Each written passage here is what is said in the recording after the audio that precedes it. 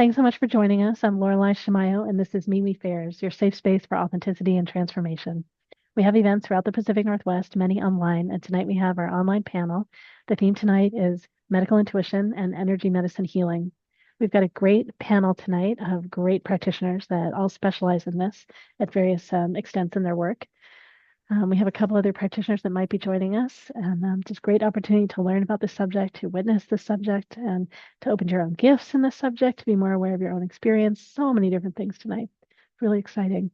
We're going to have the practitioners go through and introduce themselves and say a bit about who they are, what they do. Practitioners, you've got a couple of minutes, so feel free to share a bit of how you open to doing your work, and et cetera. And then we'll be talking a bit about the theme.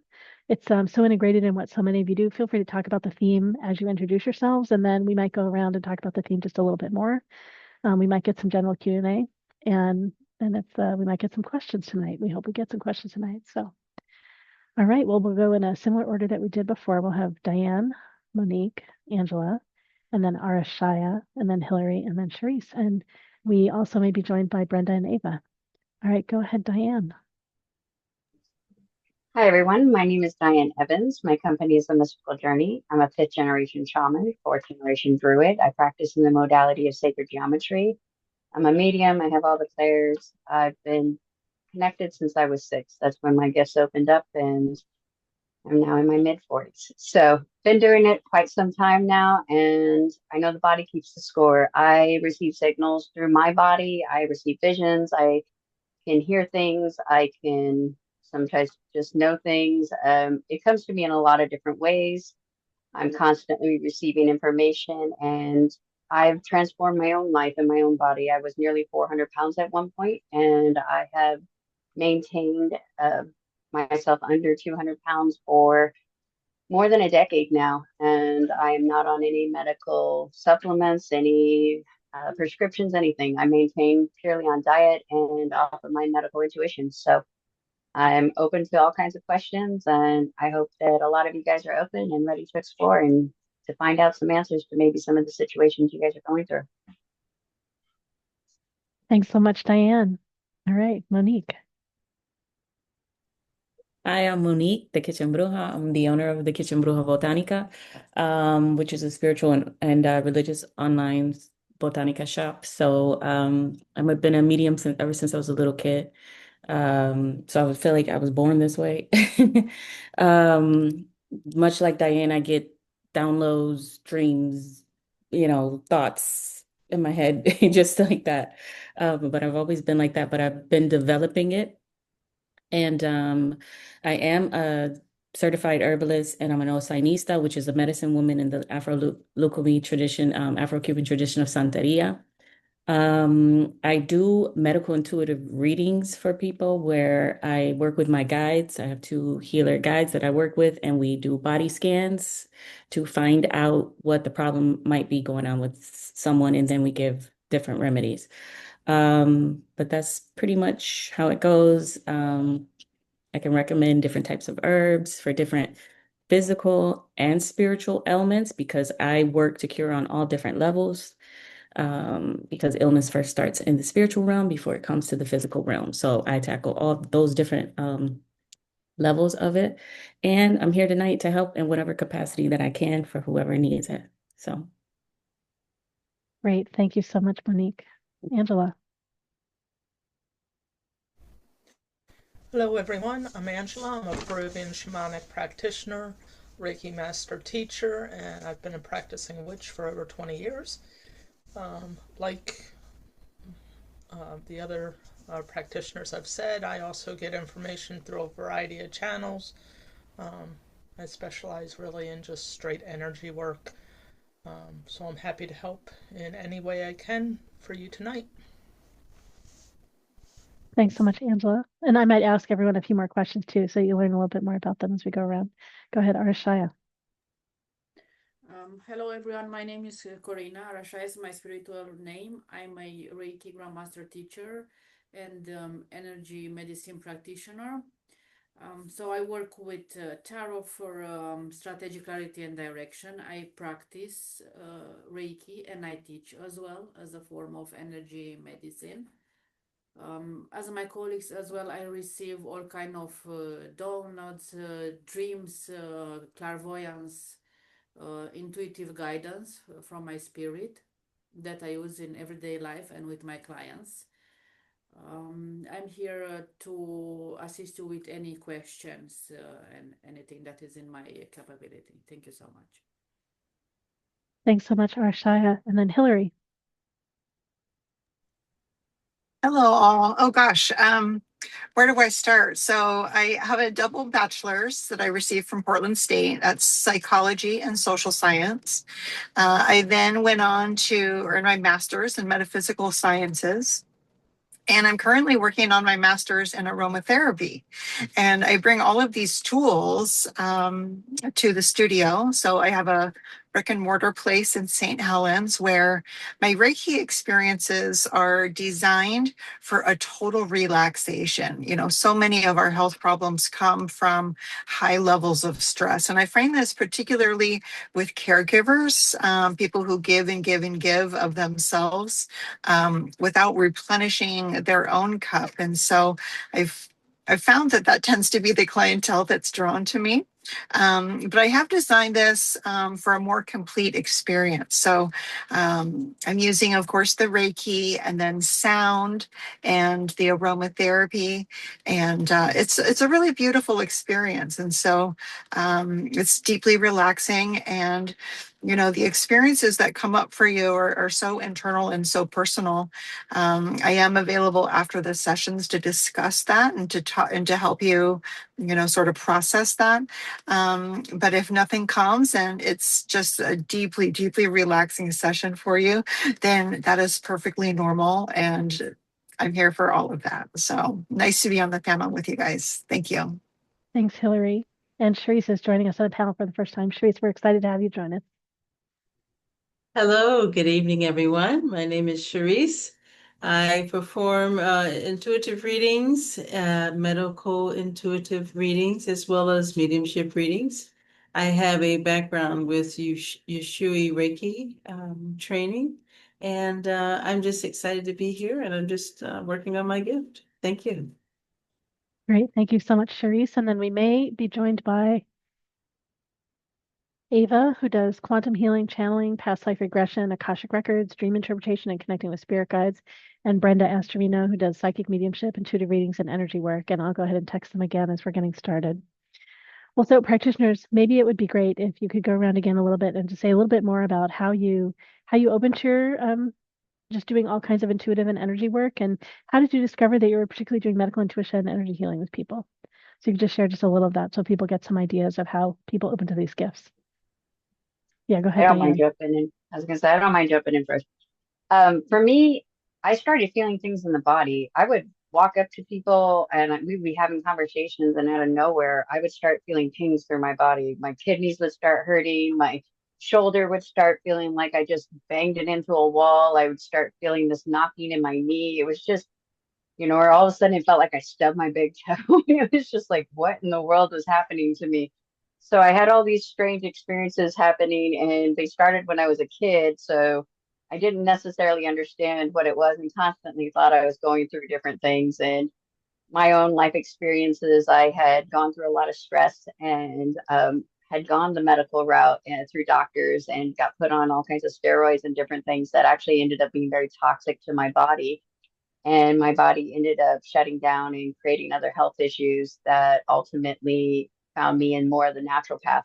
So learning more of the shamanic practices, herbal medicine, things of that nature became a huge part of my journey for about 15 years. And ultimately learning how to apply different salves, apply different topicals, different herbal teas and remedies ended up becoming a huge part of maintaining my diet and correcting my hormonal levels, correcting all kinds of different things. And then I studied for sacred geometry for 5 years, learning energy healing and understanding the molecular energy work that I could do, recognizing clots, recognizing different blockages within the energy system, the auric fields around us as well. So it's just been a gradual growth over more than 20 years now. And now I offer it in all kinds of different practices and services depending on what an individual needs. So happy to answer all kinds of questions. Thanks so much, Diane. Monique, did you want to share a little bit more? So, like I said, I've been a medium since I was a little kid. But as far as the medical intuitive part of it, it didn't start for me until I actually took a medical intuitive class with one of my mentors. And it was then that I kind of like tapped into, she had us do a meditation and tap into our guides. Like I said, I come from a line of healers. So my great grandfather on my mother's side was a Lakota Sioux medicine man.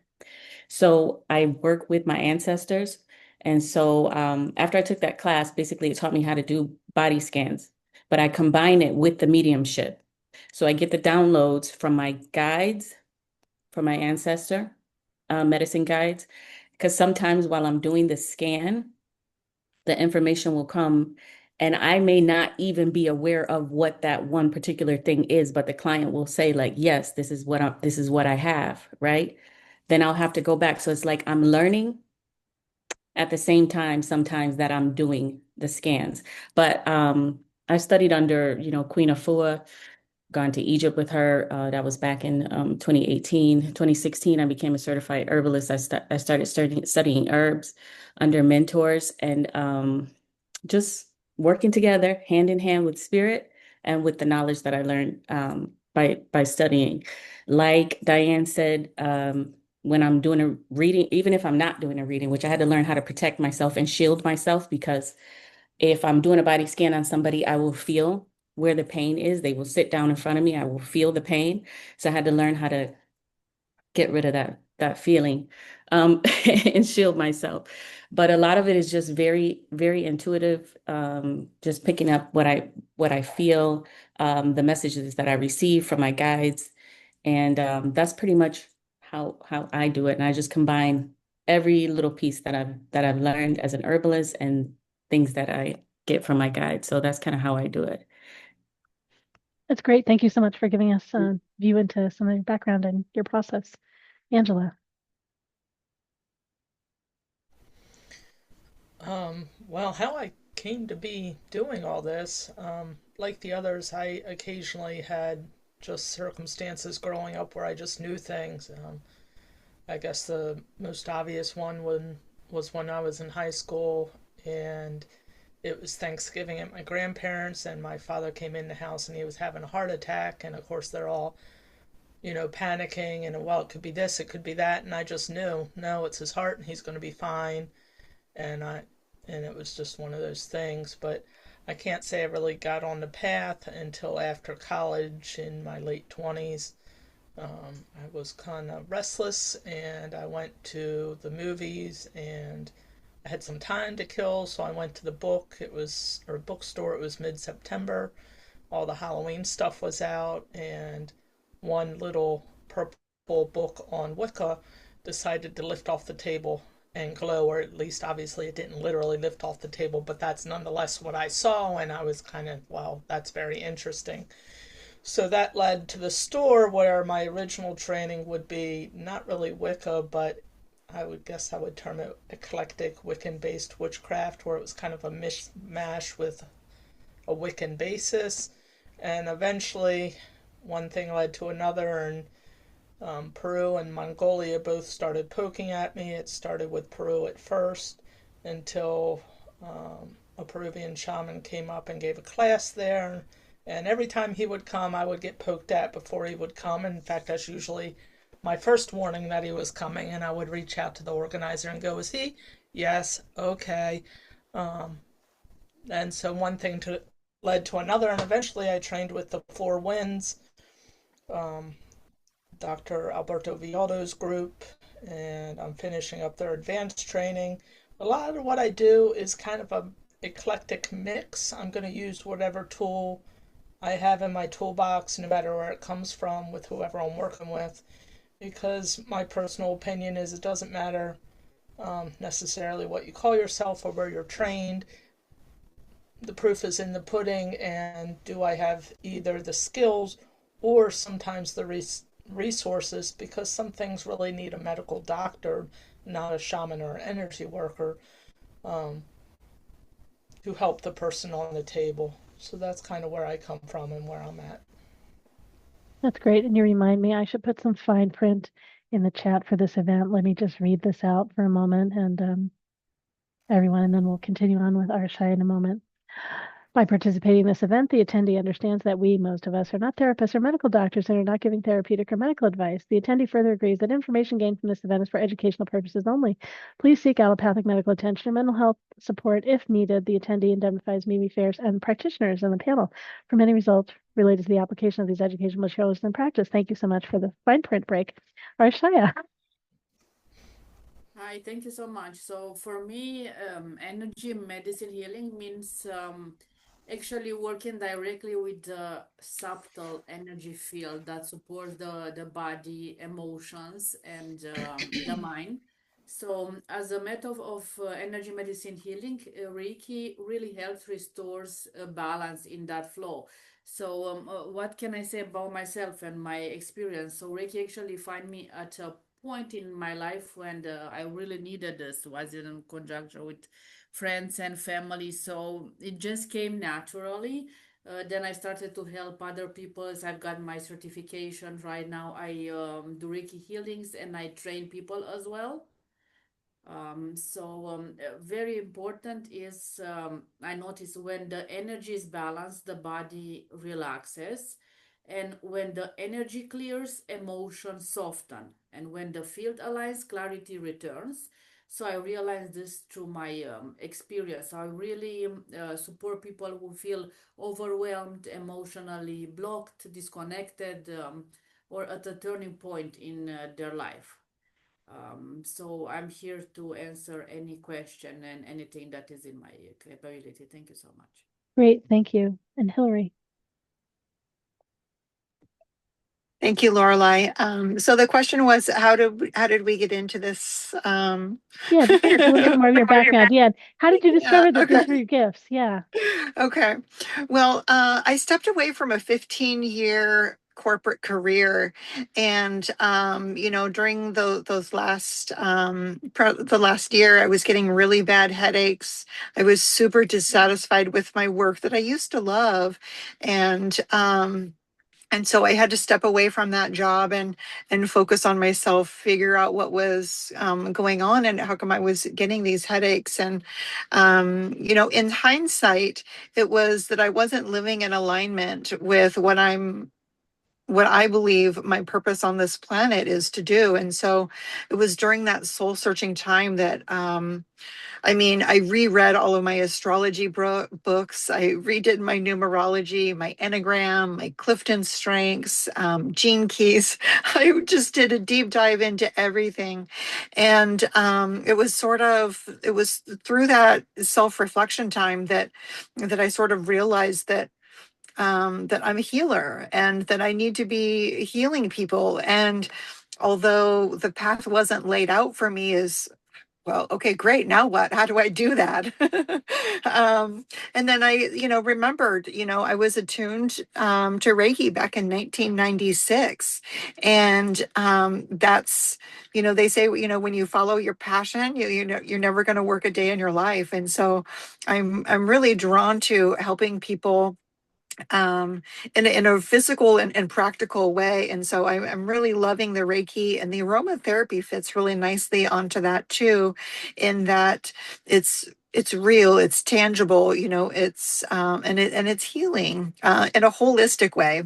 And so I started the studio as a space where people could come and help their physical bodies relax, but also have a sounding board to talk about the weird dreams or the woo-woo things that go on in their life.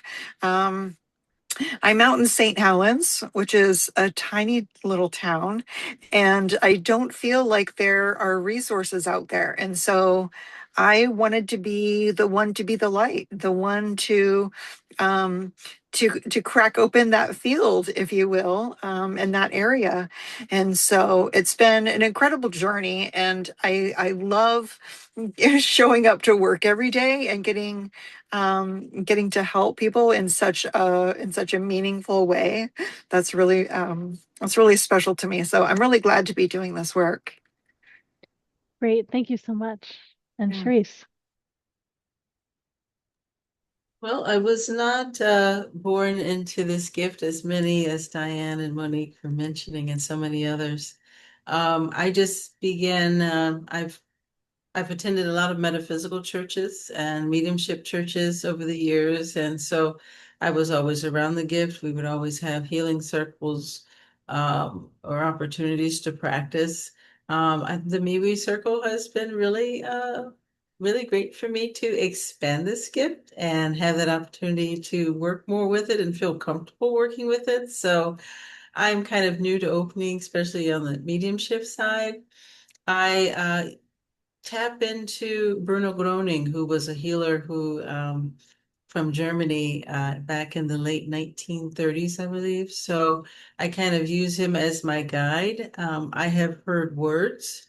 So I've heard heart or chest, or sometimes I will, just as I think Diane and Monique were mentioning, you feel certain part of your body will kind of tingle. You feel the sensation on whatever portion of their body is having the health issues. So I've been learning a variety of ways, I guess I'm saying, but I think the key thing, and especially if you're interested in becoming a medium, medical, or expanding your medical intuitive skills, is just to keep practicing. No one's perfect. We all make mistakes. I may say the wrong thing tonight, but we just keep trying. And this is a beautiful group because everyone is so supportive. So if you're really thinking about it, I definitely would say come to the MeWe Fairs practice circles. Thank you. Great. Thanks so much, Sharice. All right. Anyone think of anything else about your background that you want to share before we move on to the next phase?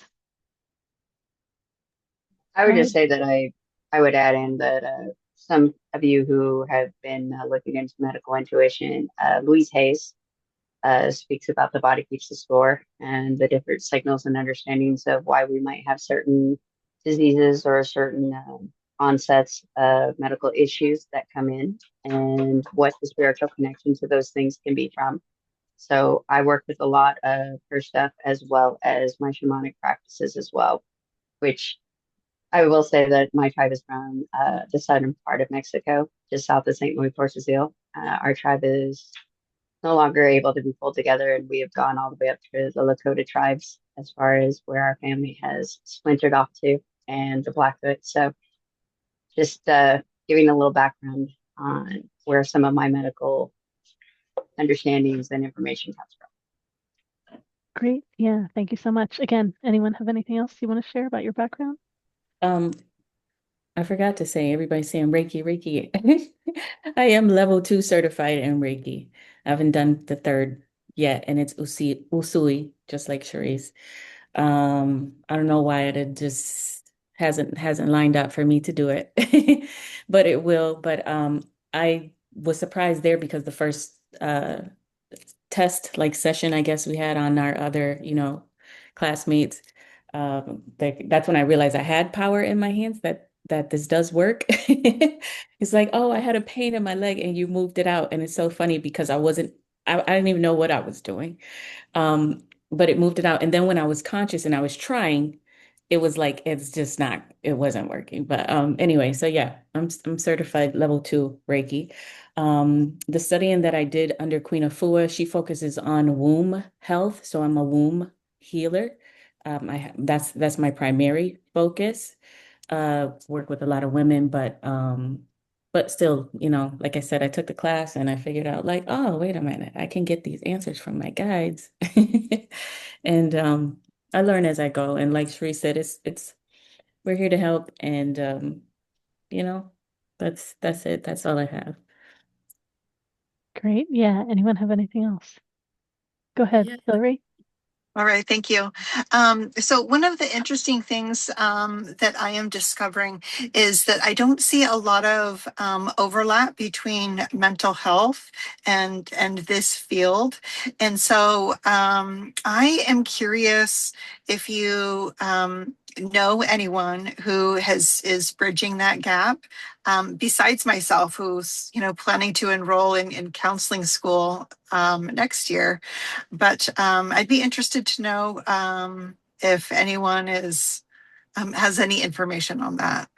We do have a few other practitioners in the community that have typically have been like psychotherapists and things like that, have crossed over into doing this work. So there are a number of people that do. There are people that still see patients in that context and do different practices. And yeah, and like part of why the fine print that I read out, it includes psychology and psychotherapy, et cetera. Like we are not psychotherapists because, yeah, I mean, so many of us like lean into emotional space and supportive people. And we've talked in some of our other events before too about, I just say like psychic opening and like psychotic experiences and and where we are in this and how grounded we're able to be and how present we're able to be in our bodies and our human experience while we're connected and open. And yeah, it's a big area that I think there's a lot more potential to tap. Yeah, Lorelei, if I can just add real quick that Sure. I'm on the other coast from Lorelei, but it's the same over here. There are actually quite a lot of people with our skills. You will actually find them, I don't know, hidden's the right word, but I'm going to use it for lack of a better one, in the pagan communities. So your New Age stores or anything like that, your local witch coven, they will tell you where the shamans and the psychologist and a psychotherapist and their first responders of every ilk are. Down over here, I know several off the top of my head. So Yeah. Each community carefully protecting all of the practitioners and participants. Yeah. Great. All right. yeah, protecting is a good word, Lorelei. I will just um, because potentially it can create conflicts with the licensure. So some of them are kind of very careful how they handle that. So just be aware that's some of why you're not seeing it quite as much. Yeah. Well, it's not out in public the same way. Yep. Yeah. Practitioners, anything else you want to share about your backgrounds? Because I think this is really great for people. Yes, I would like to add more about my specialties. So I realize I work very well using Karuna Reiki on the nervous system regulation. So I had clients that had very bad trauma, inner child issues, all kind of dependencies, ego issues. So it helps very well. And as well, I am a Shambhala master teacher, which Shambhala is a multidimensional healing. So it's using all kind of techniques and energy work. So I wanted to mention this as well. Great. Yeah. And And anything else?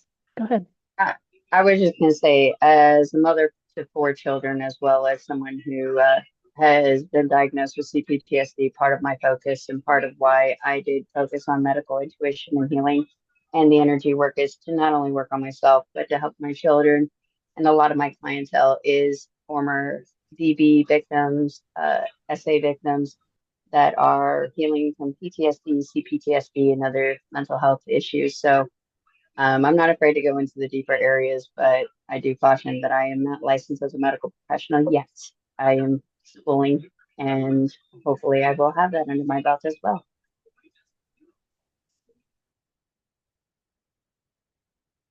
Great. And anyone else? All right. We have one question in line so far, and a few things I should say before we get started.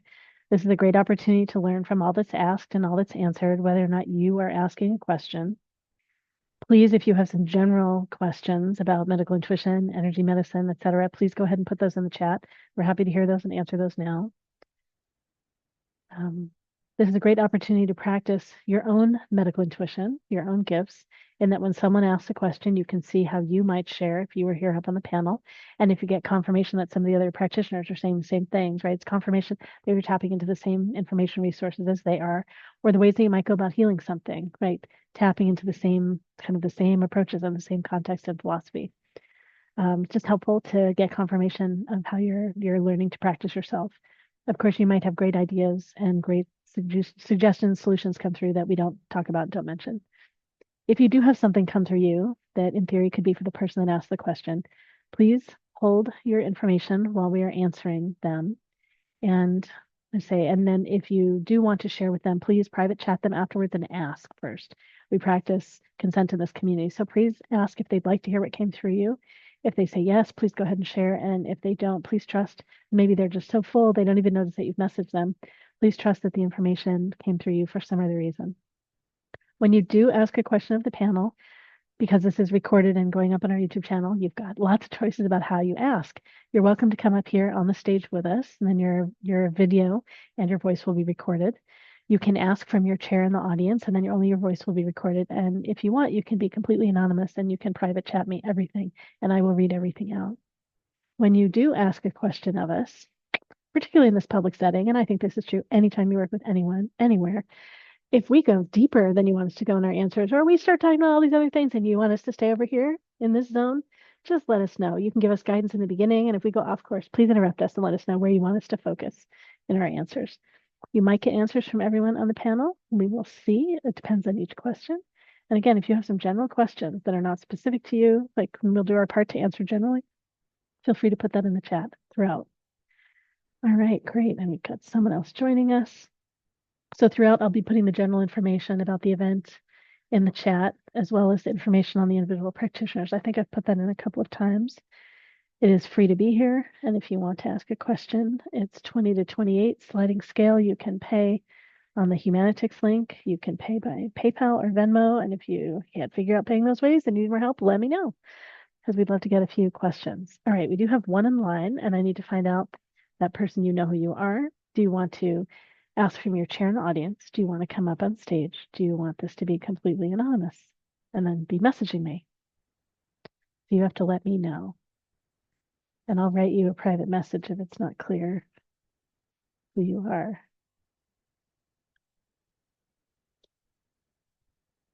All right, I just sent you a private chat. All right, great. You just tell me, do you want to come up on stage? I'm going to unmute you. Hopefully I'm unmuting you. Maybe I muted you. Let's unmute you again. It's me. Do you want to come Hi up there. on stage? Or do you want to ask Yeah. from your chair there? Okay, great. I'll bring you up. All right. What is your question for us? Hi there. First of all, thank you very much for all of you for your time to be here with us. And in my previous life, I've been in IT for a long time, but then always having the mind to control everything, but then reach a point that the body said, okay, time out. So as Diana was saying, the body keeps the score, and then the score was not being very good. So I've been facing a lot of stuttering, as you can tell, and it's not consistent, meaning it's not always with the same the same syllable stuff. And then cognition, information intake, and storage and retrieval, all this fun stuff that for IT, that's not a good thing. So it was the sign that my body had to tell me, say, hey, time to go in a different route. And then recently I've been having some plantar fasciitis issue. So, and then because I've been learning a lot of about our gifts, intuition and stuff, I always had the intuition very strong. But then always put it on the side. No, didn't have time for that. No, gotta do the other way, so on and so forth. And then I've been also learning about the ancestral karma, soul contract, all this fun stuff. So I would like to know what that you guys could tell me about some stuff that I could do, some things that come up for you. And I have a question just to clarify. Did you say plantar fasciitis, or did you say some other? Did a facial plantar fasciitis, okay, and MS. Okay, and MS. I was wondering. Yeah. When talk about the cognition, memory, all this fun stuff, that's MS. Yeah. Okay. So thank you so much. Yeah, you're welcome. All right. Yeah. I'd say I have some symptoms of autoimmune stuff. So yeah, and Mhm. it's wild, crazy, fluctuating. It's different every time. I think I know how I can notice it, and then I can't notice it because it's something else. So yeah, kind of wild and crazy. All right, let's see. Oh yeah, so I think Diane, did I see your real hand? If you can raise your hand in Zoom, that's great. So Diane and then Arshai is next. And Okay, y'all get tapping on, y'all sorry, get like somewhere in the zone of 3 to 4 minutes. Go ahead. you say touching on the plantar fasciitis. That is kind of a fear of the future. Your lack of stability right now, you kind of are kind of overthinking. You're stressing and anxiety over what you feel like you can't really see right now coming forward. That's usually what plantar fasciitis is about. It's basically feeling unstable right now in your current conditions and what you can't see coming. So the other thing is about that one is it's really about also relaxing, putting your feet up and actually stopping and just resting. You can't really force plantar fasciitis to go away. I will say though that a textured ball, rolling it underneath, helps with relieving some of the pain for the physical ailment, as well as they have braces. I had plantar fasciitis in both feet at one point. It's painful. It goes up the legs. It can really cause a lot of other pain and symptoms throughout the body if you don't take care of it. So I would definitely take some time to relax, write out a list of kind of what you'd like to see coming in the future, more focus on, the present and what you can do right now, and trust that as you let go of the need to control and to know every aspect of what is in the future, you will be able to let some of this go. I know. I personally know No, Vanessa, I'll never do so that. I personally know Vanessa, and I know that that is not up her alley. That is not something she wants to hear, but it is part of what you need to do in regards to dealing with this. And I'll let somebody else jump in on the EMS. I know we've talked about it before, but I'd love to hear some of the other practitioners as well. Okay, great. We've got Arshai, Angela, and Hillary online. Go ahead, Arshai.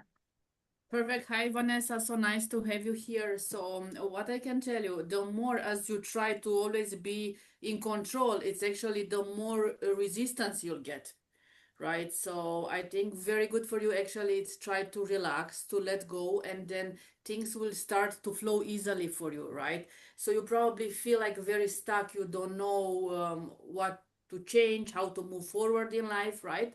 And what I can tell you, what I realize working with other clients. So, by working with the energy field, yours or of the client, right?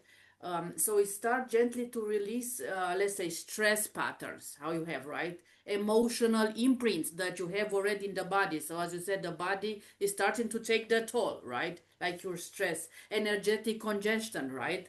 So, energy medicine healing through Reiki, this is what I do. I'm a Reiki practitioner, does not force change on you. It actually supports your body's natural ability to rebalance itself. Is this make sense for you? Right? So, I think that will be something that can help you a lot.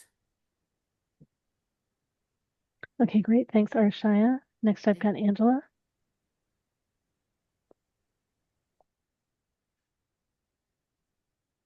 We might come around for a second round of answers too. Go ahead. Okay. Um, Plantar fasciitis, I've dealt with that. I actually did get rid of that. Actually, oddly enough, through straight Reiki to both my feet. And at least in my case, it surprisingly only took a few days. Now, your mileage will vary, and I'm not promising anything. Excuse me. That said, there's a number of things to look at. It might actually not be a foot problem. It might actually be a symptom of something further up the legs, even into the hips, because the old saying, the ankle bone's connected to the knee bone, is very true. So if you're out of alignment or you're having a hip issue, it may actually manifest anywhere down below there. So that's something to look at. If you haven't been to a podiatrist, if you said you have a, forgive me, I didn't catch that, but if you haven't, please do so and get that checked. You might need something as simple as a custom-made orthotics to rebalance how you're walking, because anything you do, if you're still walking out of alignment, it's not going to stick. Okay. Now, shamanically, there could also be any type of energy imbalance, even a past life issue could be impacted. None of that on the panel are necessarily going to pick up and deal with that just in 30 seconds or whatever. Same thing with the MS. Any disease can have a spiritual basis. Please, like Lorelei said earlier, do not stop any medical treatments or anything like that that you're on or that your doctors have recommended. I've also known people that thought they had MS and it turns out they were reacting to aspartame, I think it was, and any of the artificial sweeteners. I'm not a doctor, so please take that caveat serious. But my understanding is there's no, at least back years ago when I heard of this scenario, there was no direct test for that, and so it can actually be confused with toxicity. Again, if you want to do a cleanse, do so, or whatever, change your diet. That will never hurt because a lot of autoimmune issues are diet mediated, if not all of them. So that's a number of things to think about. Great. Thanks so much, Angela. Next, we've got Hillary and then Monique, and I'll have something to share about this one too when we're done. All right, thank you. Yeah, I agree absolutely with what the other panelists were mentioning. The thing that I would probably add on to that, and what came through for me is that looking at our system holistically, when we're running in a state of stress or the go, go, go, go, go, like all of the time, our race cars were not meant to be ran in the red. And so if we're not deliberately taking time for ourselves to replenish our cup, to relax, then we get that sense of, going all the time and there's a fried feeling that kind of goes along with that. And so I don't mean to put words into your mouth if that's not what you're feeling. But at the same time, your brain and your body both need, deliberate downtimes. And so meditation is really, really great for this. And I hear a lot of people say, well, I'm not great at meditation. And this is one of the reasons why having a meditation coach, someone to walk you through the process, to give you some tools that are specific to you and to your time schedule could be really helpful. But during that meditative state, that gives our body a chance to relax. It gives our brain a chance, to relax as well. And it's such a good feeling, to have your mind and your body both be connected. And so these sound like physical symptoms, and absolutely, seeing a chiropractor or a podiatrist, would definitely help. But I think there's that mind-body piece as well of fully relaxing and working a relaxation, whether that's meditation or journaling, something of this nature, where you get that chance to turn off your system, so to speak, and to just be with yourself. So that would be the thing that I would add. Great. Thanks so much, Hillary. And then we've got Monique, Charisse, and then Diane. Okay, yeah, so everything everybody else said was amazing. It was great. But when you first got on, before you even started talking, my guys were telling me neuropathy. So with the multiple sclerosis, there is apparently there's a rare thing where you have, and again, everybody already said, I am not a medical professional. I'm just relaying the message that I'm getting. Neurogenic stuttering, like it can cause, because you mentioned that you stutter, and I think it could be related to that, which you might want to look into speech therapy, but also they were telling me to tell you to eat beets because they're anti-inflammatory.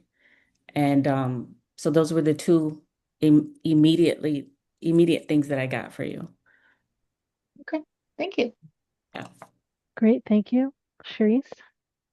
Monique just shared exactly what I was seeing as well. Uh, Arisha was starting with it as well, talking about the stress, but the first word I heard was neurology. And so the neuropathy is definitely what I was seeing as well, just as Monique was saying. And I did get that it was due to inflammation, that the stress in your life is leading to an excessive amount of inflammation in your body, which is causing the neuropathies that you're experiencing. And they're going to show up in all different types of manners. And that's what you're experiencing now. I leave that with you. Thank you. Great, thank you. Diane's got a little bit more to share, and if anyone else has more to share too, we can do that. The shares have been not very long, so go ahead, Diane. Okay. Well, we've talked about your MS before, and I agree with both Monique and Sharice as far as your MS goes, 100%, and the beats, definitely. But I am also getting that some of this neuropathy, some of these issues are stemming from some trauma and some things that you went through when you were younger as a child, and doing some inner child kind of work and clearing out why you have such an iron will, why you have become so strong and stubborn in many aspects of the way you choose to handle and face things. It comes from some of this and some of these conditions you felt you were dealing with as a child, and it was your way of coping with them, your way of kind of controlling them, I'm understanding. And there is a little bit of some inner energy work, inner child work that could be done as well for some of that. But mostly, I will say that reducing the inflammation will also take some of this off and help you kind of relax and come into a better place with it. So definitely go get the beats, and I'm sure we'll talk again some more. That's great. Sharice, did you want to say anything else about what you?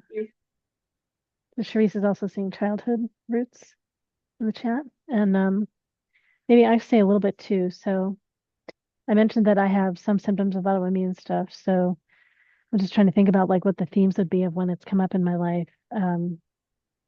I had two longer relationships, but they were the longer parts of my life. So statistically, who knows, where I wasn't as happy during a number of those years when I was having symptoms. So I look for anything in your life that's not a good fit, any place where you feel a no and you're not addressing it.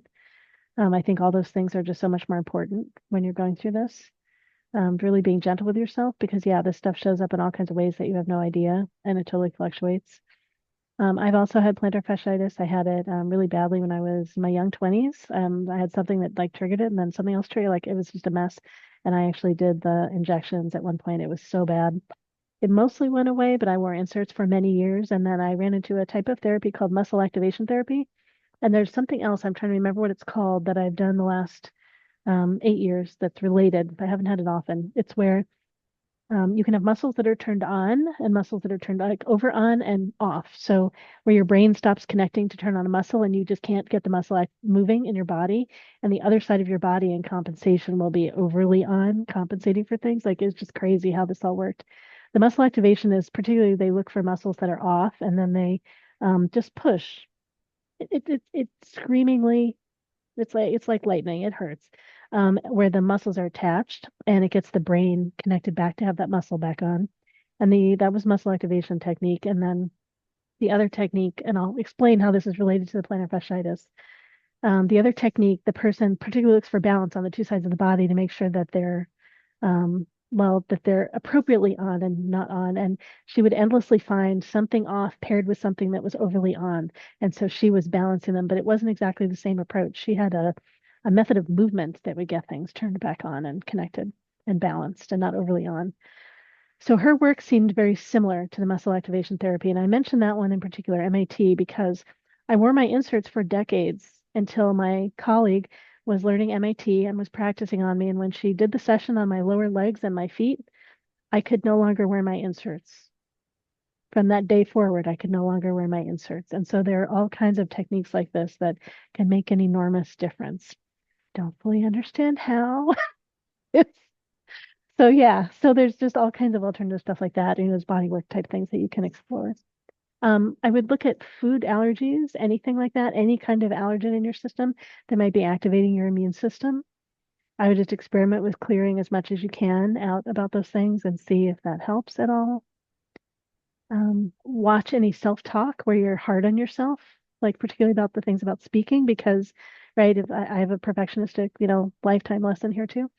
Any ways that we're harder on ourselves, it just exaggerates and amplifies any of this stuff, right? It's harder and it causes, I think, more symptoms and stuff. So you're getting the big hard lesson in being kind and loving to yourself. Okay, thank you. Yeah. Yeah, you're so welcome.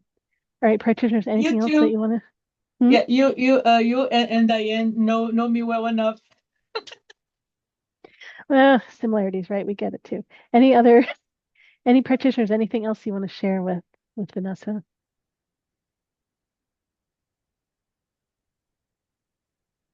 Just an opportunity if you had anything show up. Okay, great. Vanessa, any other question part of this or any follow-up? No, thank you very much, everybody. Great. You're very welcome. All right. All right, great. Let's see. If you want to ask a question of the panel, we ask that you pay first and then let me know that you've paid and I'll get you in line. I'll go check and see if anyone's signed up to ask a question. It ought to have something to do with the theme, medical intuition, energy medicine healing, given that's what we're focused on tonight. And you've got so much expertise in the room about that.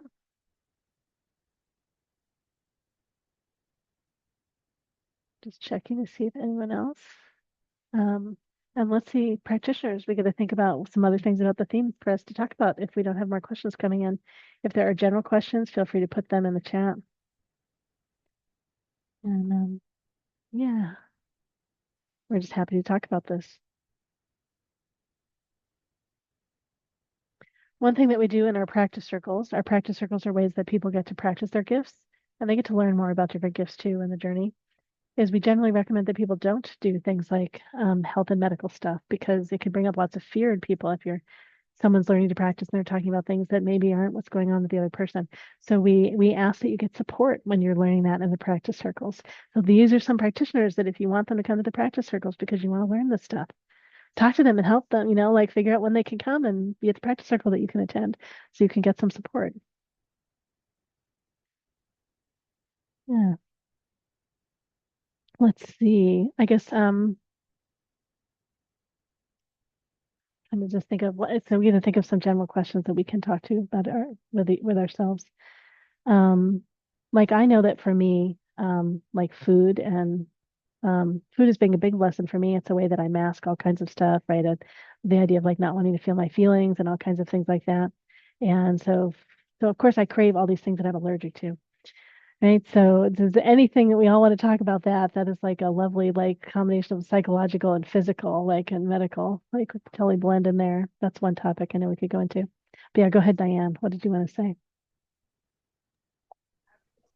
Oh, you're muted, or I can't hear you. Something's going on. Maybe let's get your microphone. Sometimes you have to be loud enough before they pick up. No, it's so low. Get really loud. Let's see if the microphone will pick up or mute and unmute. Is anyone else? Is everyone else having trouble hearing Diane? Yeah, we can't hear Diane. All right, Diane. I know this is so strange. Oh, this is so weird. Okay. How about if you go over to the audio thingy and the little caret, leave audio and then join audio again? Can you hear me better? Yes, now we this can way? hear you. Yeah. Great. Okay, well, hopefully you don't pick up the kids in the background. But the other topic I was going to say was I know there's a lot of stress and a lot of anxiety going on right now with everything happening with their government, with the political, with everything going on across the country. So, talking about how to de-escalate the stress, how to handle stress in the body, how to recognize some of the symptoms you're talking about, the cravings that are coming up right now, and how to shift ourselves from those cravings or recognizing other ways we can help ourselves through those moments. I think is also a huge topic we could probably talk on this evening just to benefit a lot of people. Oh yeah, that's great. I'm starting in a new house, so I don't have all the same stuff I had. So I went food shopping today. I did not bring any gluten or any dairy into the house and or any sugar. And I have just my cherries that I'm just like trying to not eat them, but I'm eating some of them. Yeah. All right, great. And then so Arshai and Hillary, I don't know if you have ideas of topics or you respond to some of these topics, but go ahead, Arshai. Or no, Hillary had her hand up first, and then Arshai. Go ahead, Hillary.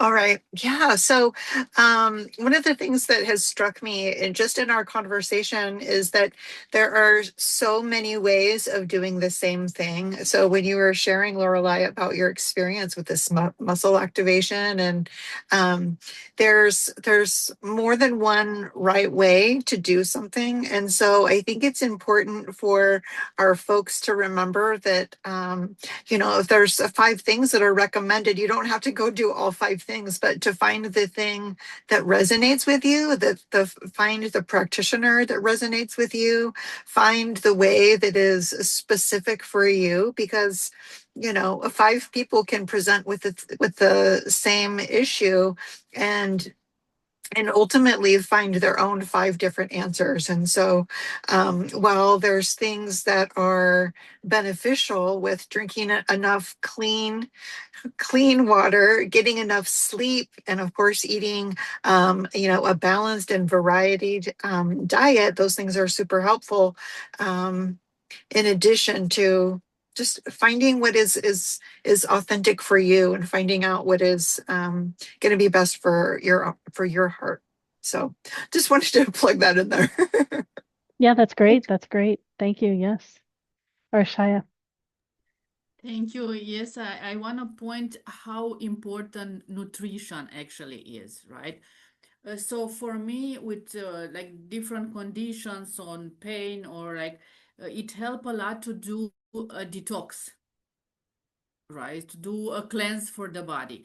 So I noticed that chlorophyll, it's very good. It helps to detox and as well to detox from heavy metals in the body, because those are the cause for so many illness, for so many diseases. And I've done this for months, and I can say that I felt a change. Even mentally, physically, I lost some weight as well. So heavy metal detox using chlorophyll and natural products, of course. So this helps a lot in so many areas of our life. We were just talking about MS, and that's one of the places where there's been some link seen between MS and heavy metals. So yeah, I think I can't remember which approach it is. It's medical medium, maybe. He talks about there's this really dense green plant that you eat, cilantro. I don't know what it is, but to get the heavy I metals out think of the it's this system. chlorophyll. This is it's Chlorophyll? green, yeah, like green Okay. leaf, chlorophyll. Different green things, yeah. Cool. All It right, helps a lot. Diane's got her hand up. I was just going to throw out there, some of the mental health, but daily routines, setting yourself on a physical routine, getting up and moving your body, leave your phone down the first 10, 15 minutes you get up. Don't touch it. Okay. Breathe into your day. Give yourself some positive affirmations. These things do a lot for your energetic body. They also get the blood flowing. Drink fresh water. I tend to drink out of glass bottles, hence why you see me with the big wine looking bottle right now. I carry it where I go. So, being conscious of not using so many plastics, not reheating food in plastics, sometimes avoiding the microwave as well. The heavy metal detox, these things are huge for your body.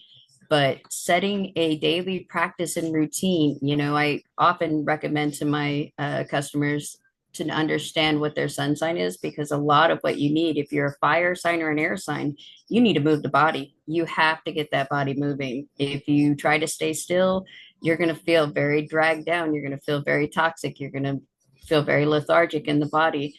Now, if you're more of a water sign, if you're more of an earth sign, well, you may need to go to your water. You may need to get in that shower, get in that bath. Those spaces are going to help you cleanse and keep that energetic field going in the right way too. So these are just some daily practices that I actually personally use every day, but I totally recommend for just keeping that mental, physical, emotional balance going, because when you have it and you keep it in a routine, when times get hard, your body knows where to go. Your soul knows what to expect. You know how to keep yourself functioning on those days where you don't want to function. We all have them. It's okay to stay in bed sometimes, but we can't stay there. So, keeping these practices are a really big factor for helping keeping yourself healthy. Yeah, great, great. And doing this all in, I would say, balance if we have a particular struggle that we're working with right now, so we don't push ourselves and do it too intensely and then cause more problems. Monique. Oh, I was just gonna say really quickly, just a simple thing. Fasting is a good thing to do when you're experiencing any type of illness, but it's gonna force your body to start to try to start healing, right? Because it's not working on digesting anything, and obviously you want to do it if it's your first time, you want to do it under some sort of guidance, right? And not go too crazy with it. But that's just a simple thing. And I mentioned in the chat about activated charcoal for detoxing as well. Maybe dates on an empty stomach to get rid of any like parasites, things like that. It's funny, I give these tips, but I have a healthy balance. So sometimes I'll eat really healthy, and then sometimes I'll be way on the other side of the spectrum. So Yeah. so I love yeah, pumpkin seeds, absolutely. Even what is it? Papaya seeds, very good for that as well.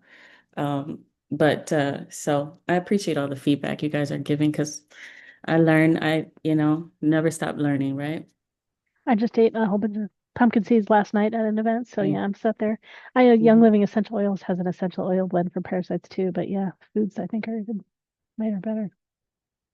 And what was the Monique? I didn't understand the one that you said. Dates on an Dates. empty hmm stomach? You can get Really? up in the Wow. morning on your empty stomach, just eat about 3 dates. That's gonna help get rid of those parasites. Did not know that one. Yeah, red fruits, dragon fruit. Okay. Hmm, great. Yeah, just more ideas around any of this. This is all great. How about allergies and cravings? Anyone have any suggestions for this stuff?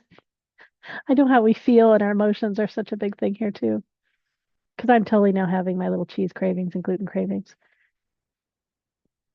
Go ahead, Diane, jump in. Okay, so bee pollen, I love it. I think it's absolutely awesome. Put it in your oatmeal, put it in everything, put it in your tea, put it in anything you want. Bee pollen, get local bee pollen, get local honey. This will help with your seasonal allergies, especially locally to where you are. I know the stuff on the shelf is, maybe a good price and everything, definitely a great alternative to regular sugar and whatnot, but in reality, if you're fighting seasonal allergies, if you're fighting local allergies, then you really want to get something near you as far as the bees. And I also substitute almost all sugar out for monk fruit, or I will use molasses. Organic molasses is great as well. Sorry about the kids. Oh, it's okay. I'm aiming to not add anything to my, any sweeteners to stuff. So I did not do that too, but and then papaya seeds. Monique, could you say a little bit more about the papaya seeds? Oh, you're muted. Let's get you unmuted.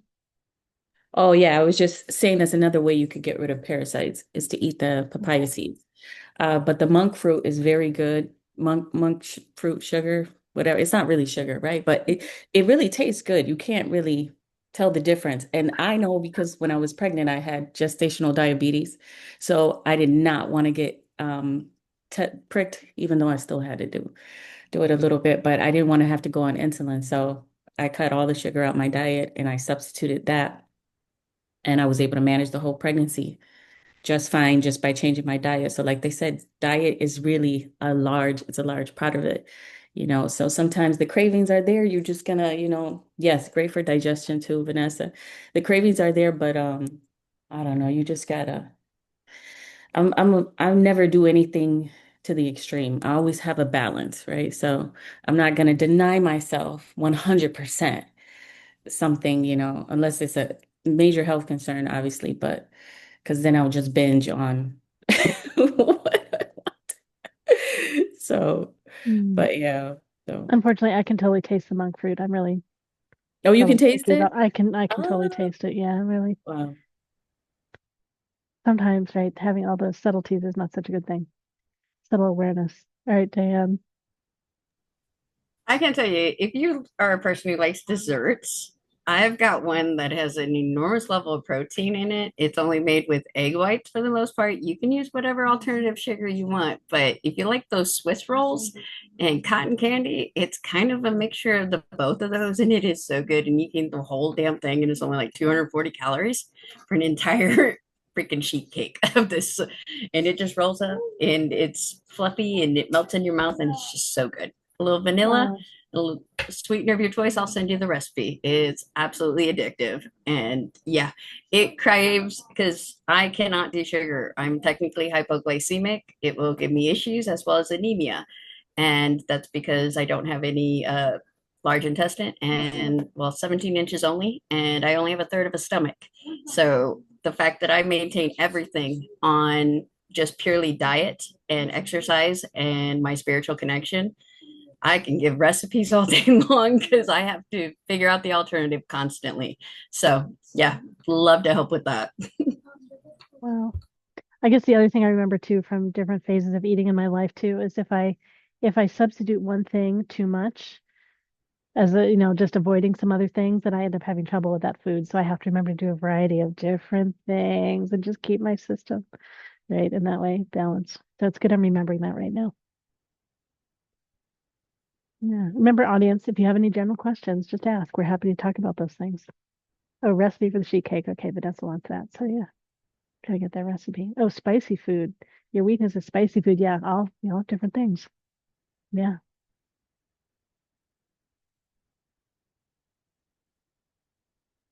I guess are there any so practitioners, are there any like any themes of problems that you've seen in people lately with just so much stress with the world and politics and the economy, economic uncertainty and all those kinds of things? Are any things more common these days for those of you that have been practicing long enough? Yeah. I think stress is really probably one of the biggest issues we're seeing. I advocate and I'm dealing with a lot of legislatures. So the levels of stress that people are under right now and the lack of proper nutrition when people are under stress, the lack of a self-control under certain choices. People want to chase toxic habits and patterns during this time period. So really learning to recognize when your body's giving you those signals, when it's telling you to go chase some habits that maybe you don't need. I see a lot more people picking up nicotine and other substances to try to self-soothe right now.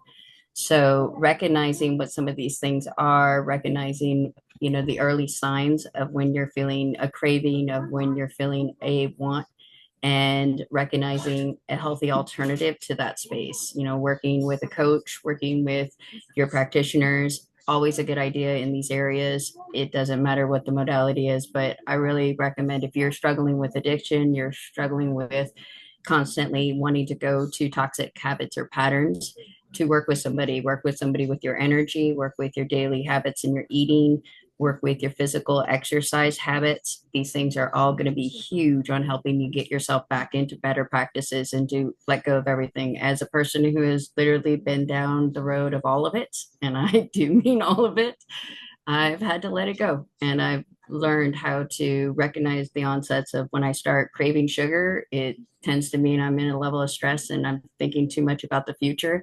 And I will self sabotage because what do I do when I have sugar? I crash. And what happens when I crash? I don't make my appointments. I don't get to the gym. My body starts feeling like shit. I ain't getting up for my kids.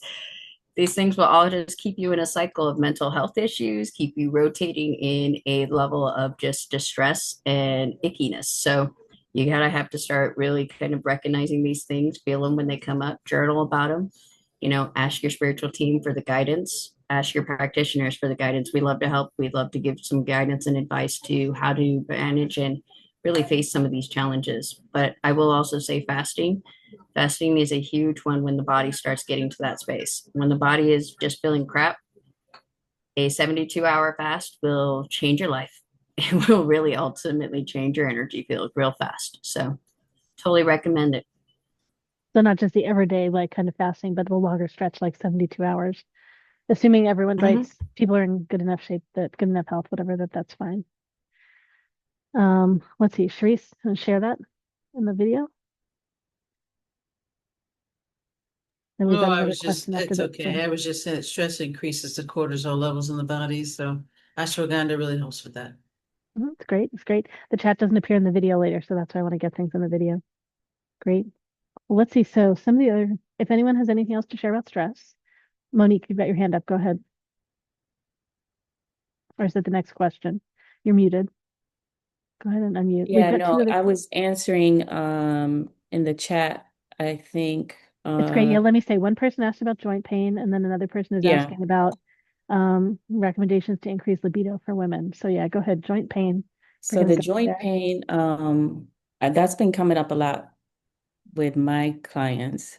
That's what I was going to say before I even saw that in the in the chat. But the joint pain, I would recommend there was a remedy that works really well. It's very simple. It's like the mentholated alcohol, the green alcohol, rubbing alcohol. It's green, and you can take the seed of a avocado.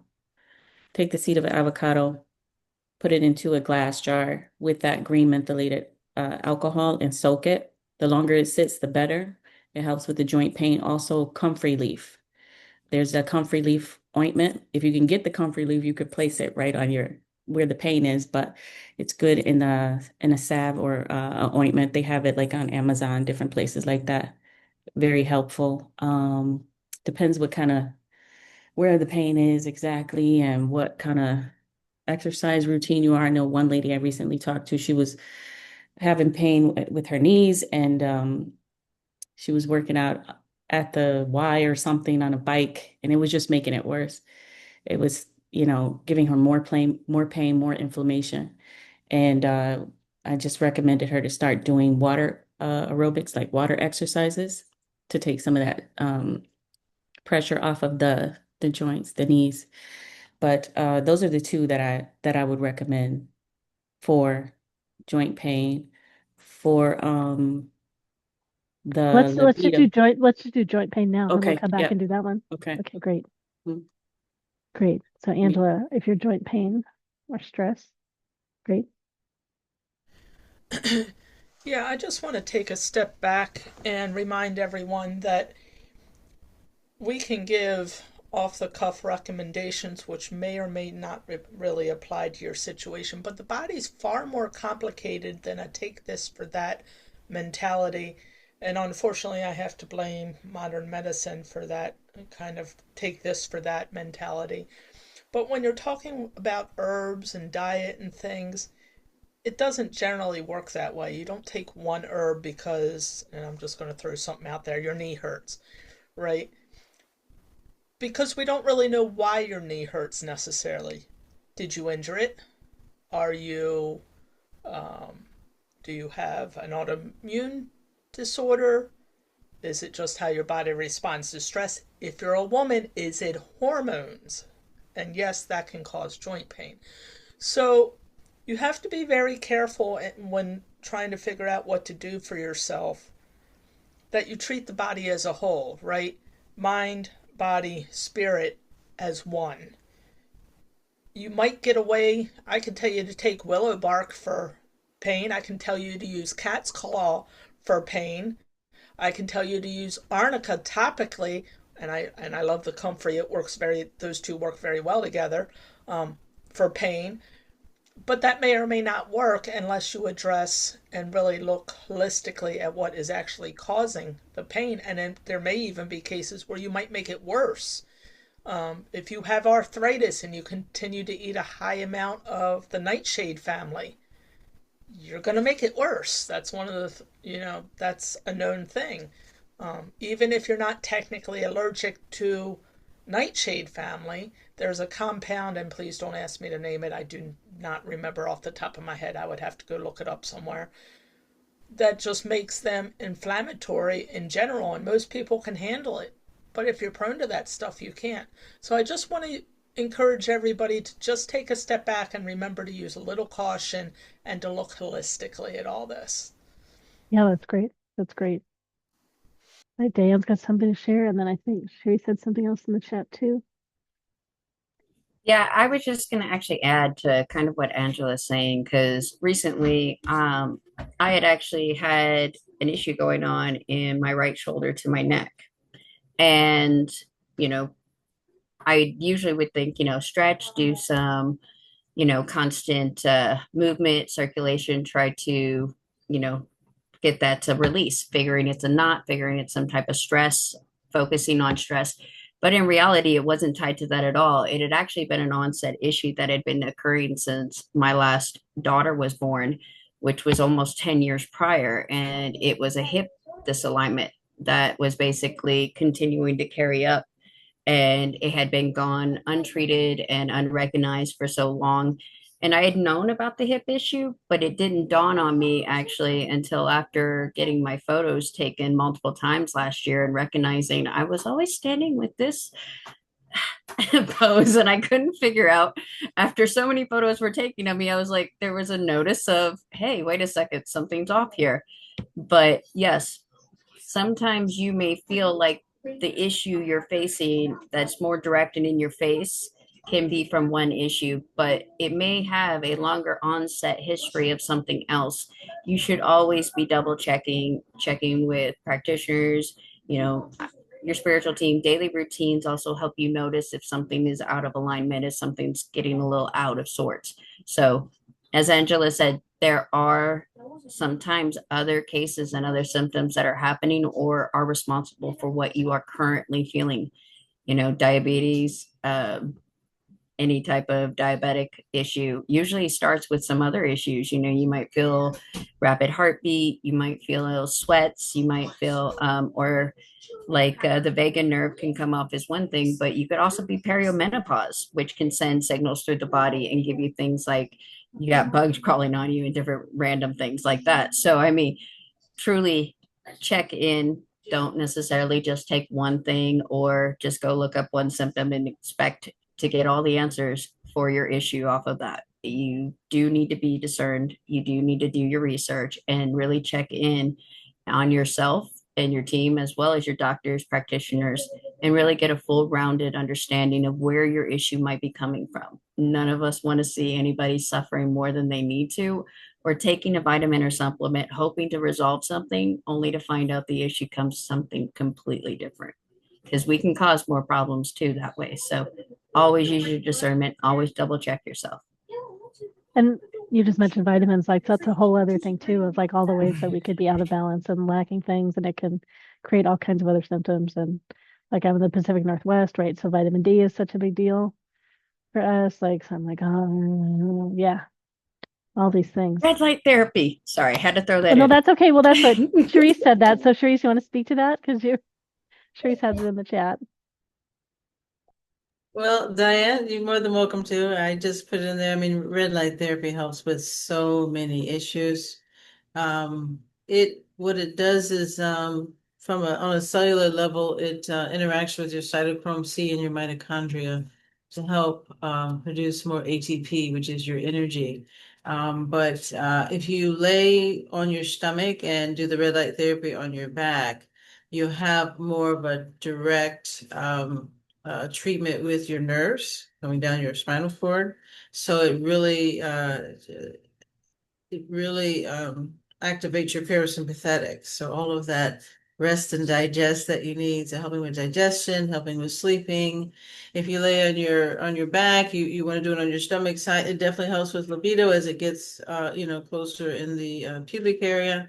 It helps with hair loss because again, it's just bringing the blood to the surface as well, right? So helping to grow your follicles or keep them strong, bringing nutrients to your follicles, stuff like that. It's just so much that it does. We could have a whole hour-long session on red light therapy. That's great. Thank you. Diane, did you have more? Or is your hand just still up? Yeah, I was going to say, because I am a religious addict for red light therapy, and I can tell you that Planet Fitness, $27 a month, unlimited every day, you can get it done. But their beds and treatment there are actually stand up. So you can get full 360 from head to toe. And it works great. For everything that Sharice has listed, 100%. But if you're like me through the winter months, and if you come from a place that maybe gets a little bit more sunlight and you move up here towards the Pacific Northwest, you may struggle. You may struggle deeply. And I struggle usually every winter with a lack of vitamin D, and I absolutely have to get in there for red light treatment, usually starting in about October, religiously through March. So definitely recommend, and not that I'm in any way sponsoring Planet Fitness, but it is the best deal out there I've found. So, and they're That's great. everywhere. I got one I got a membership so I could take showers or I'm away from home for so often now, but okay, great. Didn't know about this. Great. All right, and Angela's got something to share. Yeah, I'm just going to drop this in the chat. But Dr. Vialdo, who founded the Four Winds, actually has a book out that talks about all of this in depth. And the good stuff is he's got the nutritional stuff, the red light stuff, and the spiritual stuff all in one book. So in case anybody's interested in an interesting read, I will drop that in the chat. Yeah, great. Thank you. It is a great book. He also has one that's called Grow a New Brain. And it also, of course, he also talks about his journey from dying essentially to health. And so could be interesting for some. What do we know about the red light therapy of like where that's from? That's maybe a more obscure one that might not have come from some other tradition, given that it's so based on technology. But is there something else? Does anyone know? Is there some other thing it's connected to that we are like rediscovering? I think he talks about it in the book, but it's been long enough. I don't remember exactly where he's. Okay, great. Yeah, great. Thanks for putting that in the chat. It's the key thing is there's red light and blue light in some of the lamps, and depending on how, if you get more of the professional type of red light therapy, and it is a specific wavelengths that really work towards your body. So it depends on how far you are from the light. 8 to 12 inches, and you're doing deep tissue. You're getting really, really deep in there, inflammation, deep tissue. If you want something more surface, maybe you have some issues with your skin, hair follicles, that's going to be like 18, 24 inches away, depending on the light again. But so you don't have to be as close to the light. It all depends on the treatment that you're looking for. And Diane, how close is it at Planet Fitness? What's your sense of it? For me, it's roughly, I would say between 8 to 12 inches on all sides around me. It's a pretty close in chamber. It's not I would say that if I was my previous size once upon a time, I'd probably feel pretty uncomfortable in there. I think I might be bouncing on the walls in there. But at my current size, I've got a decent amount of space around me. But I will also add, if you guys know anything about vibration plates, ooh, those are great for circulation and for getting your blood flowing. And on top of it all, inside those red light beds in those chambers, they got the vibration plate, and you can set it on different settings. And if you have circulation issues, anything like that, because I'm anemic and, like I said, hypoglycemic, so sometimes my circulation can feel off and I can start getting cold chills and things like that. I get on those vibration plates, and man, it gets it pumping and gets it flowing through me, and really helps kick things up. So I also recommend the vibration plates. You can get those and use those at home though too. Yeah, it's great. I've got a whole body vibration thing. I'm attempting to figure out how to get it. I have an older style one that's bigger, maybe trying to figure out how to get it here. Yeah, great. We might have someone else in line. So I'm waiting to see how they're going to come up. But they have a sauna at Planet Fitness. Okay, we're doing Planet Fitness sales. We need to earn commission here. Some do, some don't. Call your local one and check. Oh, and whatever local one you choose now, you can't go to any others more than 10 times a month or something like that. So make sure you sign up at the one you really want to be going to. Not if you have a Black Card membership. No, if you have the upgraded membership. I got the upgraded one and they still won't let me. Maybe they've changed the policy and the old ones, they can do that. I will say every YMCA though has a sauna and pool though. So if you have a local YMCA, they offer the sauna and pool unlimited there. Great, great. All right, I'm just waiting to figure out how this person is wanting to come up. So the person that I've been chatting with and texting with about answering your question, did you want to come up on stage? Do you want to ask from your chair? Do you want me to read out your question? I need to know how you want us to answer you.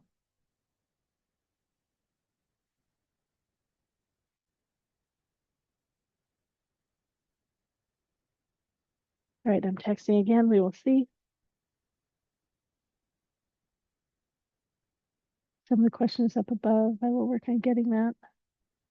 Let's see. We could talk about libido and women or AFAB people, assigned female at birth. Applies to some non-binary people too. Anyone want to talk about libido and options for that while we are waiting for our question? I mean, I'm in the lovely menopause, so been through all that. Maybe I can say too that context matters a ton. So my like drive had decreased a ton, but I was not in a very happy relationship, and it was not a sexual relationship. And new context, not a problem now. So look at your context, look at the bigger things. All right. Yeah, who wants Diane and Hillary have their hands up. Go ahead, Diane. I was going to say that a lot of things like antioxidants I found to be very helpful as mine has been changing. They told me I was perimenopausal.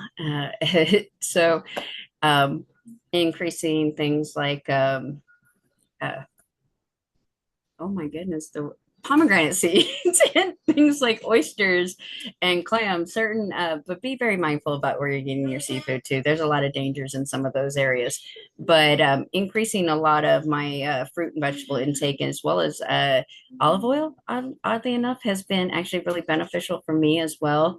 But I actually believe that Hillary and Monica or Monique, I think, might be able to speak a little bit more on this space. At least my guide is telling me Monique has something for us.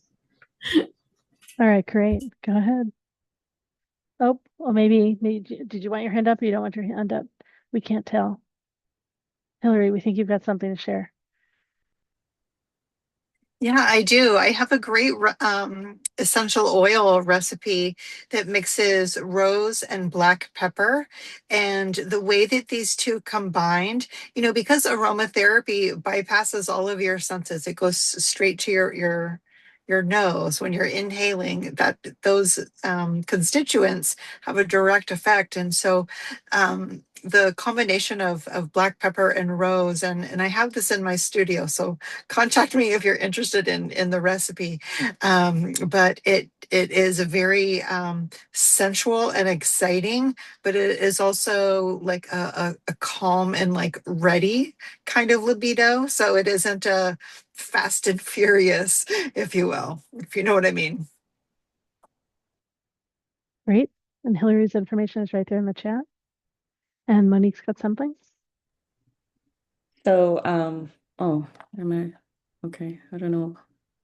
So yeah, with increasing your libido, right? There's all different kind of herbs that you could use for that, right? But like she said, you have to get to the root issue because, like Lorelai said, you were in a bad relationship or you're in a relationship and it threw everything off because so there's all sorts of things. I actually teach a class on sex magic. Well, we talk about womb healing and how that's important. A lot of women today, doesn't matter how old they are walking around with a womb that is angry. It's inflamed. There's womb healing that needs to be done. Maybe if they've experienced any SA, several different things could be going on. So you got to kind of like start with healing the womb, making sure that it's happy first and foremost. It's healthy, But there's a lot of different herbs that I could recommend. But like I said, I do one-on-one consultations for that. But maca root is a good one. Aphrodisiac, you could make a tincture out of like blue lotus. For men, I think it would be horny goat's weed. I could go on and speak about a ton of different herbs, right? But like Angela mentioned, it's really you got to get to the root of what is the major issue, So that's just what I have to add on that. Yep, great. Diane's got something more. I was going to add to Monique there. Sorry to throw her under the bus. I was like, my team told me to say her. But as for the class that she's talking about, I actually came out of a DV situation, SA situation, and taking a class like that actually really helped me recover my sense of self, my connection to my feminine energy and to my libido. Because yeah, I was completely disconnected. I just assumed never have another relationship and never open myself up in those ways. It was very hard to feel myself and to recognize myself on those levels. So I would definitely recommend taking a look at some of the different options out there as far as feminine or even some of the masculine classes as well for sexual libido and really stimulating your sexual drive again and recognizing your body. It is something that should be done in a very closed circle in a private kind of session and practice because you are going to connect with your body on a personal level and you want to make sure you're comfortable with that. So yes, totally recommend it though. I want to add something here. Like my colleagues already said a lot of things, but can be as well like an ancestral issue. So yeah. So I've done this and it helped me actually tremendously to actually clean, let's say, the karma on the masculine side of the family, on the family, and on the feminine side of the family. So that helped me with the womb. So it got more happy. So I noticed those changes. Yeah, I've done this using Reiki, like making a sphere ball and put this intention and do the clearing on the ancestral karma. So can be back on the line. Who knows what happened with maybe with the grandma or yeah. All right, great, great. Oh, Diane, go ahead. Sorry, I agree with her though, because one of the reasons why I ended up in DVSA situation was because of a ancestral line on my feminine side of practice of chasing to find security and the way we would sacrifice ourselves for that security. It was something that was deeply rooted in my family history, in my family ancestral line. And it was something that I got to clear out and really change for my line. And like I said, it takes some deep work. It takes energy work. It takes spiritual work. It takes being really honest with yourself and really going within to answer some of those deeper questions. But completely worth doing. It's life changing when you do choose to take that out by the root. The child that comes out saying amen.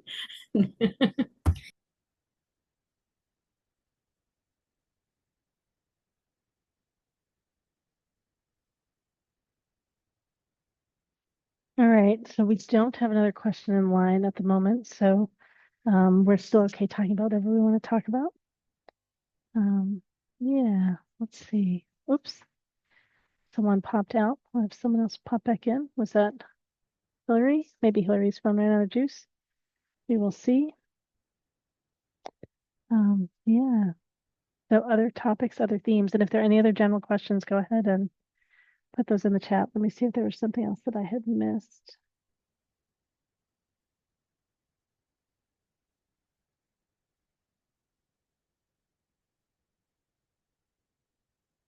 Yeah, I think we got all the general ones. Yeah.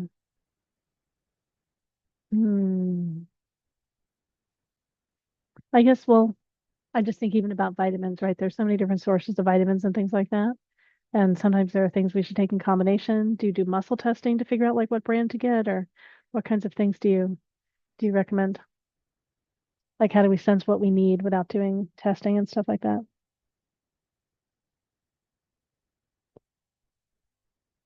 Oh, and it turns out Hillary had to jump. Hillary was only able to stay part of the time, so I'm just going to put Hillary's information in the chat again too. So Hillary, Reiki for stress reduction and healing. Upliftedstudio.com is Hillary's information. And you can reach her also at reiki97051@gmail.com. Her phone is 503-544-4907. And she has a live guided meditation with a 60-minute Reiki session, and that's $80. So yeah, upliftedstudio.com. Thanks, Hillary, for participating. All right. Yeah, Monique's got a class that she offers in the chat. I'll go ahead and put everyone's information in the chat again too. Let me put your information, Monique, right near. Do you want to just say something about the class that you offer?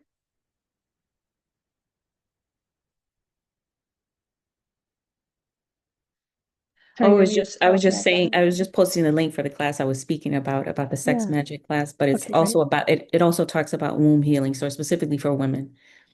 great. Okay, Mhm. great. Right. I'd say women, non-binary people, and even trans people that have wombs. Trans men that have wombs. All right.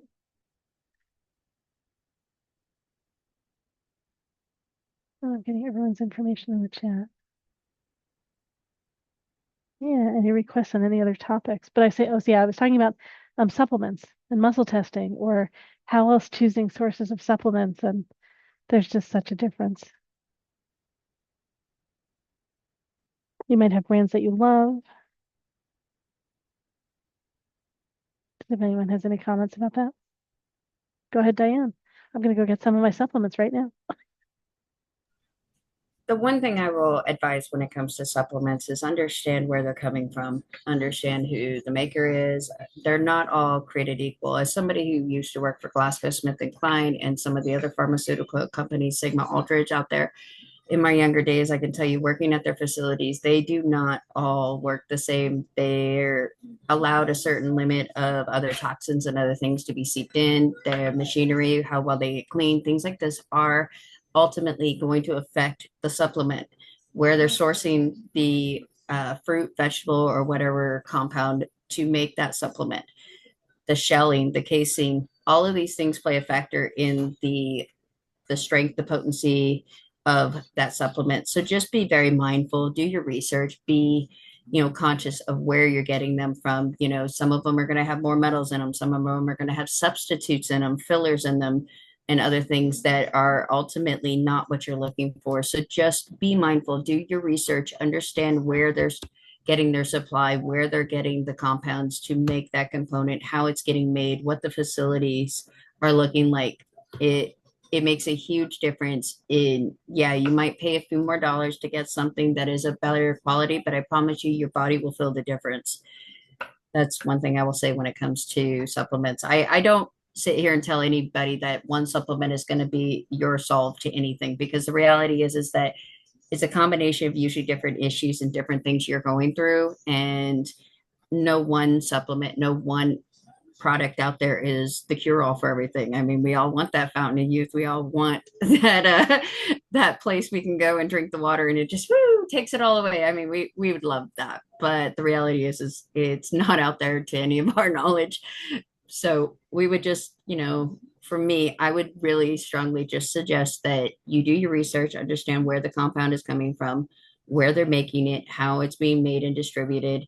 These things ultimately do affect even the energy of it. If someone's using the right stuff, but aren't necessarily utilizing their resources in the proper way, packaging it in the right product, the right bottle, there's plastic leakage, things like this. All of that plays an effect into what that supplement is going to have in it. So really just do your research and make sure you understand the entire product, not just what you're hoping comes inside the capsule or the liquid.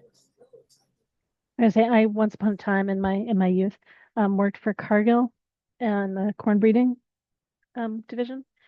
And I was so ignorant and innocent back then. We used to, not my group, but the group right next to me, used to do biochemical testing for purity of seed lots. They wanted to have certain genetic strains, blah, blah, blah.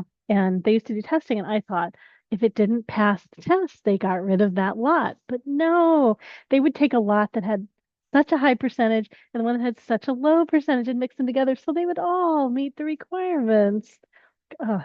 Yeah, only years later waking up and figuring that out. Same thing with, yeah, you're muted, but yeah, same thing with all kinds of products that we consume. So many, so many ingredients are below a certain percentage, don't have to be listed on ingredient labels and all kinds of different things. Yeah, when one realizes.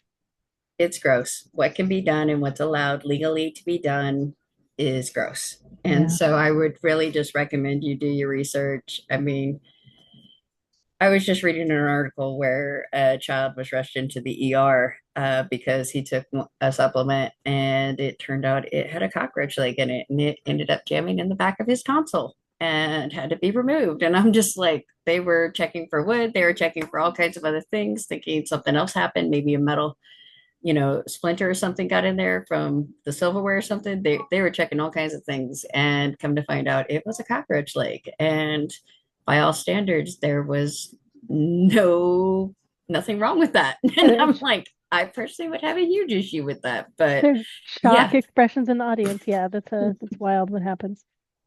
Oh my gosh. All right, we have another general question. Where can I get reliable information about neuropathy and neurogenetics? I know neuropathy, but I don't even know neurogenetics. I'm going to go look it up.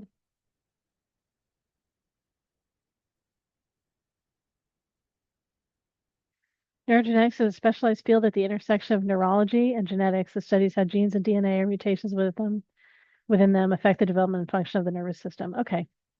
So neuropathy and other nervous system stuff. Right, neuropathy, yeah, nerve damage causing numbness, tingling, burning, pain, or weakness, etc. So yeah. So genetics and other things contributing to nervous system stuff. Reliable information or goodness. Maybe anything we want to say about these topics. I guess, you could say like if you go looking online for things, those of us on the panel, like which websites do we use? Excuse me. And it's going to be a combination of things, I bet. There are going to be some more conventional things we look at and some alternative things we look at and right, all these other ways that we tap in, right, to get all of our information. I was a biologist, so I probably am more of the like look at things on the web person, but yes, so practitioners, if there's anything you want to say about these things. Yeah, because this is actually a follow-up from the question that I asked earlier today. As things calm down, I just put a follow-up there. Yeah, that's great. Thank you. Yes, that's part of Vanessa's question from before.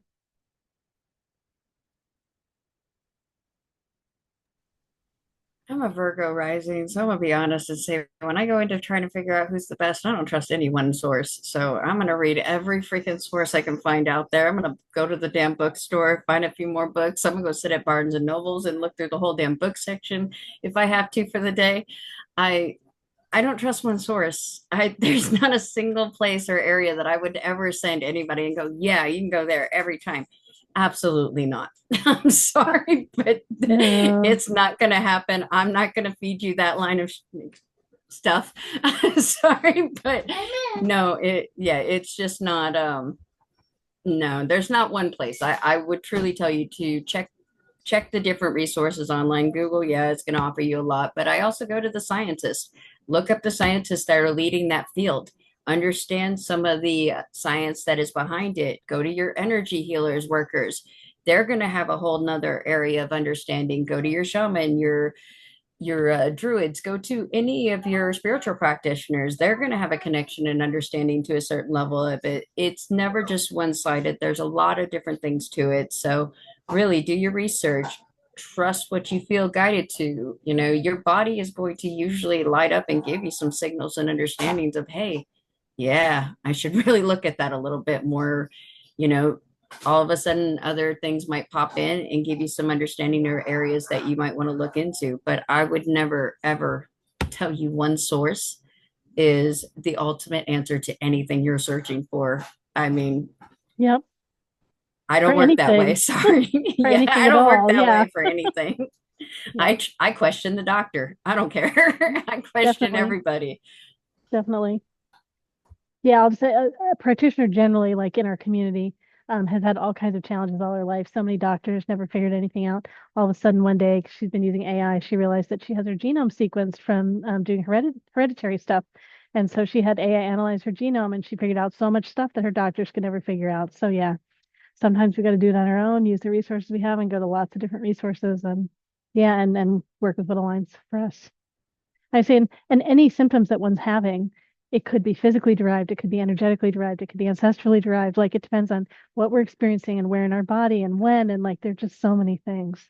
And practitioners, if you have any other general ways you want to talk to, any other ways you want to speak to this with your own words, please put your voice in. Feel free.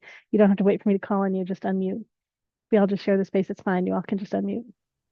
Ancestral, past life, genealogy, all of these things play a huge role in some of these spaces as well. You know, don't assume that it can't come from something outside of this particular lifetime, because there are a lot of things that can be passed down. There's enough science at this point to understand that we have memories, we have certain knowledge that is passed down through our DNA, through our bloodlines, through different chromosomes in our spines. So really, there is so much science out there showing that we are not just physical beings at this realm, at this space and time. We carry a lot more than that in our bodies. So be open-minded to understanding that sometimes the ailments, sometimes the issues aren't so surface level, and sometimes you do have to do a bit more energy and spiritual work. I don't find that any physical ailment that I've ever encountered in this life has been so simple as it just needs a Band-Aid or needs a vitamin. I usually need to do some other work to recognize where it's coming from, why I'm feeling it, you know. And sometimes it could be fear, it could be lack, it could be, you know, very real kind of conditions that we are going through that ultimately bring on onsets of different issues too. So be open-minded when it comes to healing. There are a lot of spaces and a lot of resources out there, and a lot of different things can ultimately affect it. I will never look at any issue as just its surface value. Yes, I want to add something. So I totally agree with what Diane said. So do your research. That's very important, right? It's so much information out there. Like you can talk to ChatGPT. It gives so much valuable information.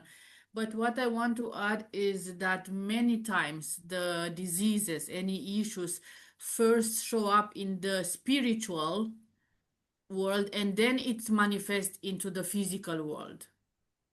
Right, so it's very important to check with your I don't know who's doing like the energy work for you, right, like your coaches or your guides, and maybe listen to your intuition, see what the intuition is telling you, or your guides, right?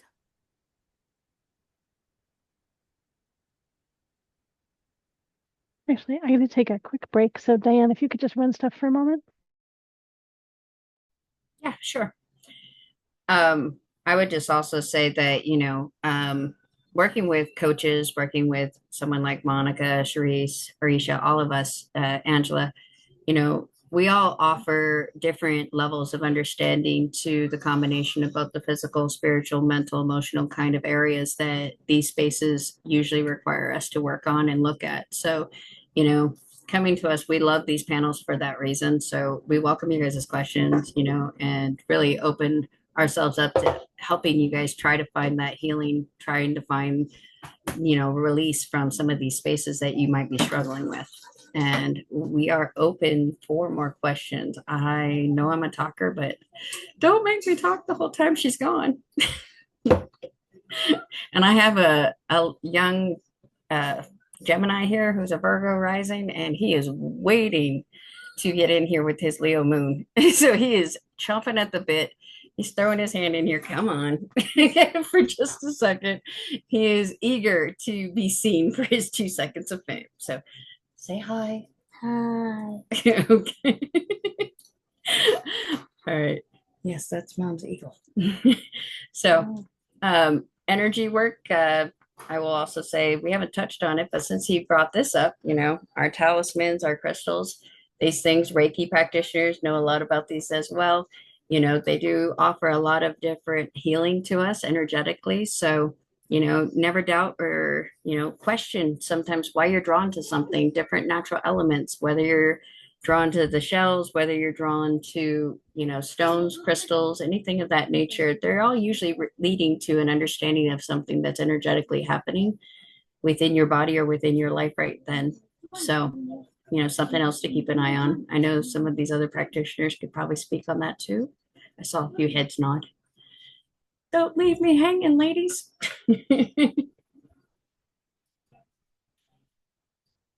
Yes, I would like to mention about the energy work that you just said, right? Mhm. So I think that this is huge. Like this can change one's life. So, what I want to say, when the energy shifts, everything else will follow, right? So the emotions, the clarity, and even the physical well-being. So this Mhm. has a big impact in our life, and we have to take care of that, right? Take care of our Yes. energy. Yeah. I like the energetic body is very important. The physical body, emotional body, energetic body, right? So we have to take care of all of those, our aspects, right? Actually, to find the root cause of the issue, not just look at the surface level, right? I think it's vitally important that we actually all learn to recognize our energetic field, because our energetic body will give us insight to something that is approaching us or even coming into our field that is going to cause a problem, so that we can avoid some of these issues. You know, getting yourself in tune with your energetic field can make a world of difference of you just being able to help yourself heal, and you helping yourself not go through certain ailments or conditions that you don't necessarily want to. You know, it's kind of like recognizing when somebody approaches you and all of a sudden you got the butterflies in the stomach and whatnot. It's like, okay, you know, that's an energy signal, and it is ultimately there to serve you and to help you, you know, help you understand that there's an imbalance between you and the other individual. Are they toxic? Are they dangerous? Well, you know, you don't really need to find out sometimes. Sometimes you just need to turn and walk the hell away because that's what it came up for, you know. But learning your energetic field can help you truly heal and recognize a lot of things that are causing you issues in your life, from your food to your drinks to the people to your thoughts to the things you'll tell yourself to the things you're watching and listening to. All of it can really disrupt your energetic field. Yes, trust Hi, your Lorelai. intuition. That's very important. Trust your intuition. Yes. Listen to your feelings, right? So I think so many diseases could be avoided and not actually get into the physical world if you can be more aware and take care of your energetical field first, right? The science is catching up with us. The science is definitely catching up with us. There is more and more understanding of metaphysics and neurology and neuropath science. It's really come a long way. What we can understand, what we can feel, what we can collectively receive in messages and understanding our intuition, the guidance system, the way that our body can be a beacon of sensory, of just understanding what is coming in and what is going out, what we should be avoiding. It really is a wonderful tool. And we need to learn to utilize it on a deeper level. We have more than the five senses. I was just thinking not just energy healing and medicine, but also clearing our energy and protecting our energy and all those things. I let's see, we have another message in the chat. This is from Vanessa again too, but this is interesting. Vanessa's been called to get a tattoo, a very specific one, and is going to be getting it in the coming week.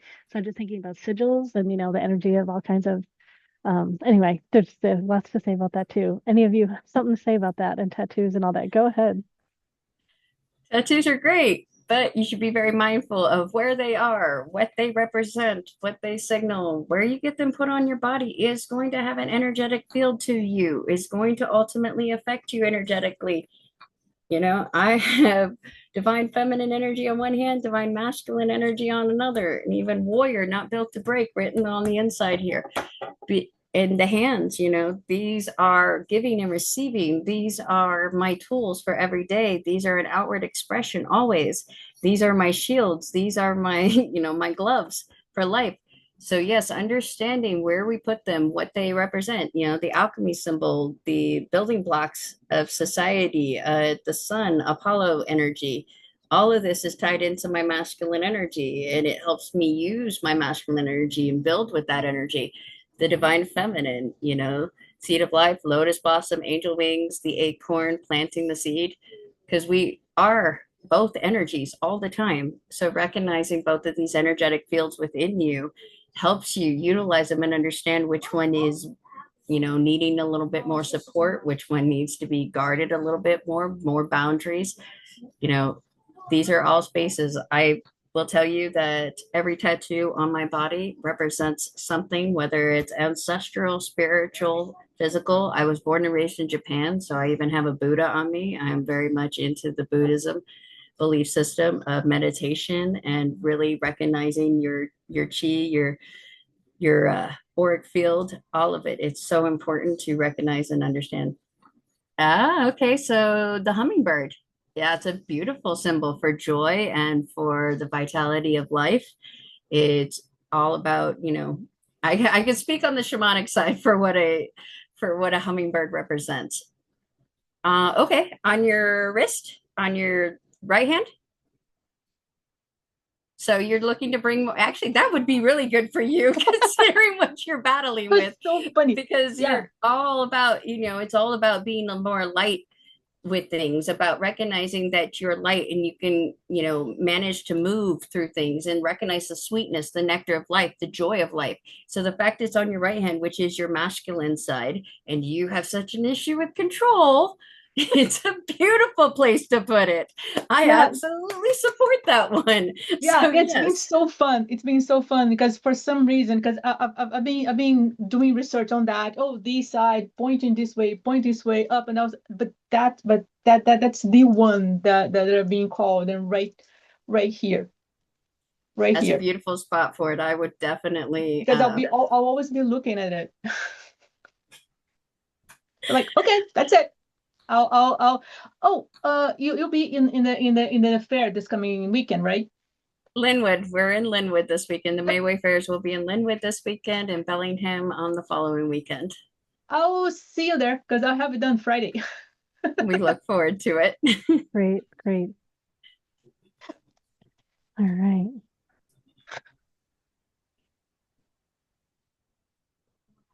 But yeah, Arashaya, Charisse, Monique, Angela, anything else you want to bring? Please go ahead.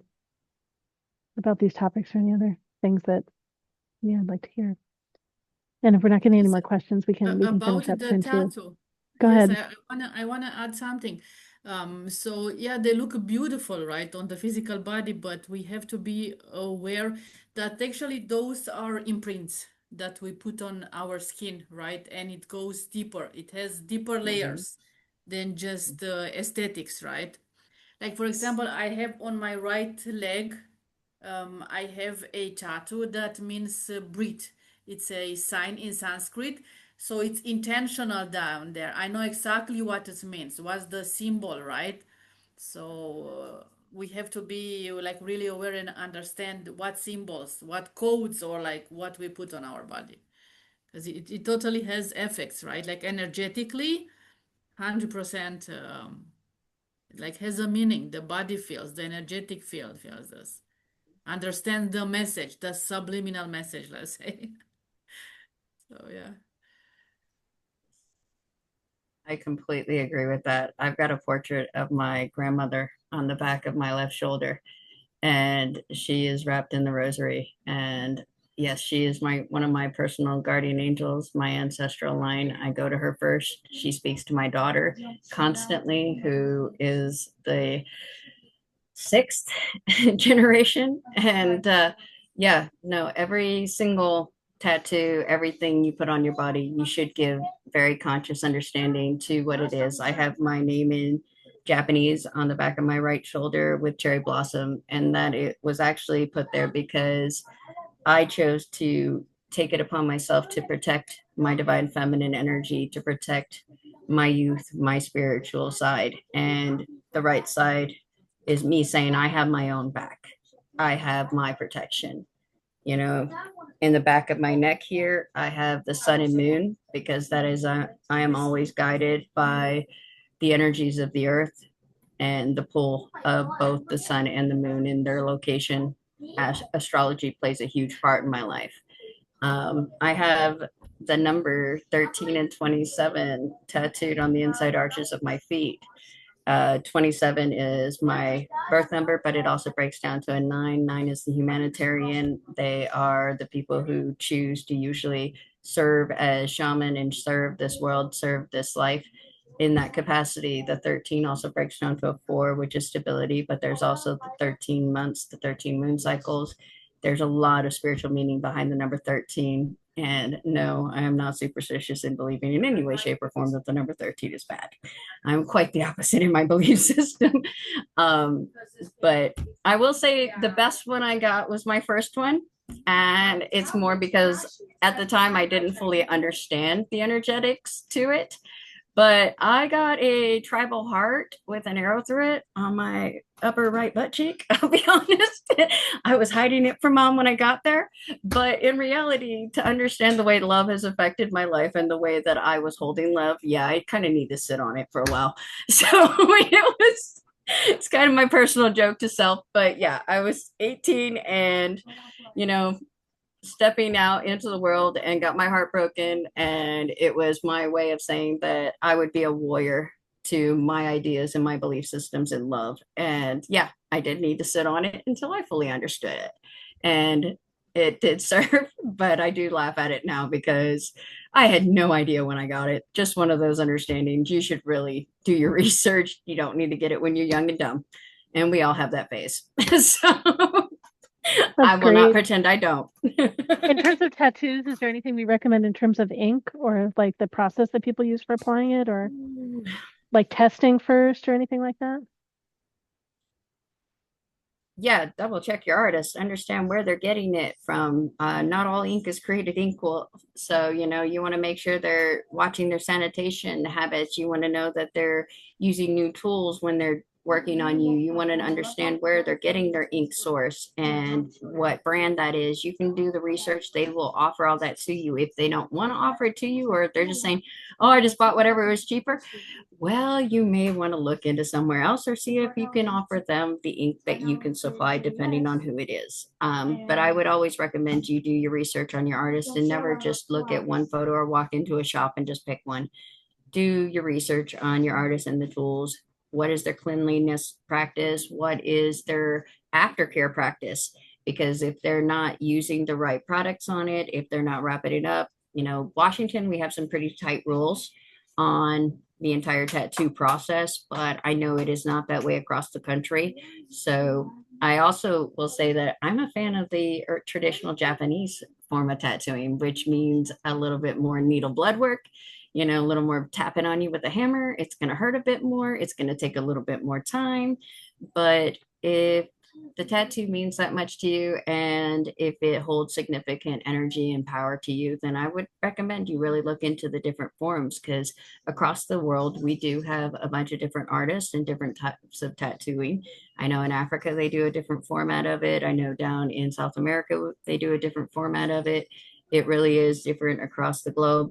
So understand, you know, a little bit of your ancestral roots. What are you tied to? What are you feeling connected to?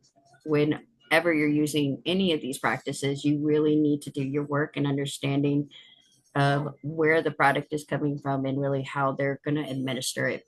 Because you don't want someone who's going to tell you you can drink alcohol or, you know, consume substances before you go sit down in that chair. You'll bleed out more and the ink will push out. There are a lot of things that you should be looking for when getting a tattoo. Do your research. It's great. I know we'll be talking about tattoos on this call. This is great. Well, I put information in the chat again about how to pay to ask a question. This is kind of our last call. If anyone wants to ask a question of the panel, that's for a specific personal question where we can support you. We would love to do that. If you have just a general question, you can put that in chat. And if we don't get anyone wanting to ask a question, we'll just go ahead and close up soon. Everyone will have a chance to share their contact info again, what you do, any specials you have, and all those things. But yeah, so I think last takers wanting to ask a question of the panel. Maybe let's just mute you in between because we can hear that Leo in the background. That's great. All right, last opportunity to ask a question of the panel. I'm surprised we usually have lots of questions on these. So quite a night. And panelists, if you have a question you want to ask, we can always answer your questions too. It's free and included being on the panel. So if you want perspectives from your peers, it's a good time.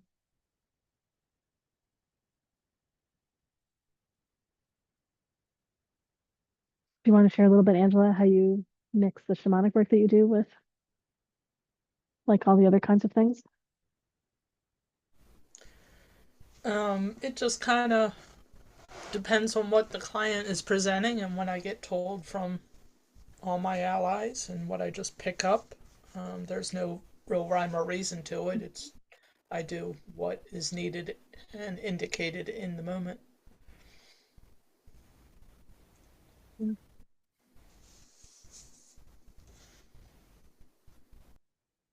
All right. Anyone out there wanting to ask a question? Let us know in the chat if you're wanting to. And we may be finishing up. All right, well, we'll start finishing up. If you want to jump in and ask a question, let us know. Time's now. So we're going to go around again, and everybody go ahead and share who you are, what you do, what are the things people can reach out to you for, and any specials you have. And I'm going to go ahead and put the specials in the chat again, too. So go ahead, Diane, you can start. All right, my name is Diane Evans. My company is A Mystical Journey. I'm a licensed spiritual life coach. I'm a fifth generation shaman. I'm a fourth generation druid. I practice in the modality of sacred geometry. I have a master's in it. I'm a medium, oracle reader, tarot reader, all the clairs. I've been practicing and studying my art for over 35 years. It truly is my passion and it's my commitment to life. So I love working with all ages, from kids all the way to the elders. I work this realm. I'm even working on the galactical levels lately. So it's been really a beautiful journey, and I really am open to helping anybody wherever they're at. It's my calling to this life, and I really appreciate everybody who showed up tonight and just was open-minded and curious and ready to learn or just explore something possibly new. It's an amazing world out there, and there's so much for us to understand and experience. I'm offering 20% off for any readings or healings that anybody is wanting to book off of my website, www.amysticaljourney.com. Otherwise, you can email me at amysticaljourney888@gmail.com.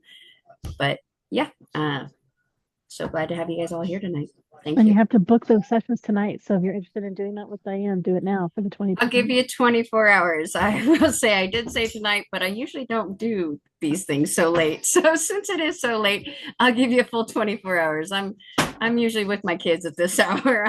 I'm mom first usually. So this is a special tonight. Okay, great. Thank you. Yes, the 24 hours. All right, great. Angela, did you want to go next? You've got you put one of your links in the chat. I think I've got it in there too. It's not working there. Yeah, so I'm Angela. Again, I'm a Peruvian shamanic practitioner and a Reiki master teacher and a practicing witch. I just put my website in the chat. Again, my focus really is on energy work directly. And I just will work with whatever comes up or whatever problem you present. So feel free to reach out if there's anything I can do. Yeah, it looks like if I don't have your information here, it looks like maybe it's missing. I'm going to go grab it right now. Oh, it'll get in the chat too. All right, who else wants to jump in next?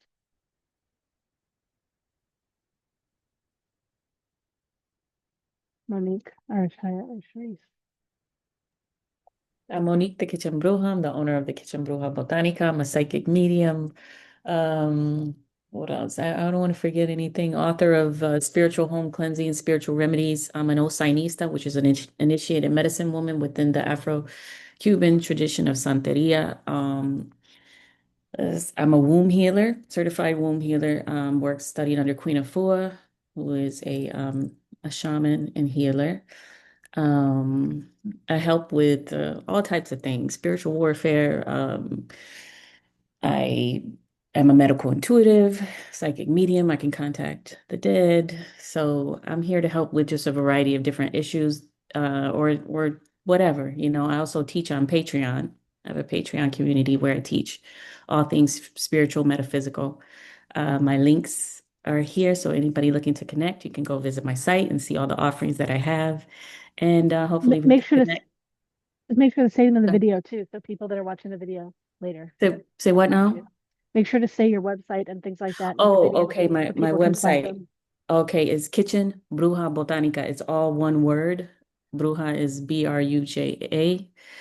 kitchenbrujabotanica.com. And my Patreon is the Kitchen Bruja.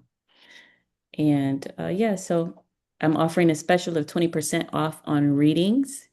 I'm going to give the same special as Diane. So if you book within 24 hours, you use that code, sign up for my newsletters. I'm already always running sales, but yeah, so that's just what I'm here for. So it was a pleasure, doing this panel with you guys tonight.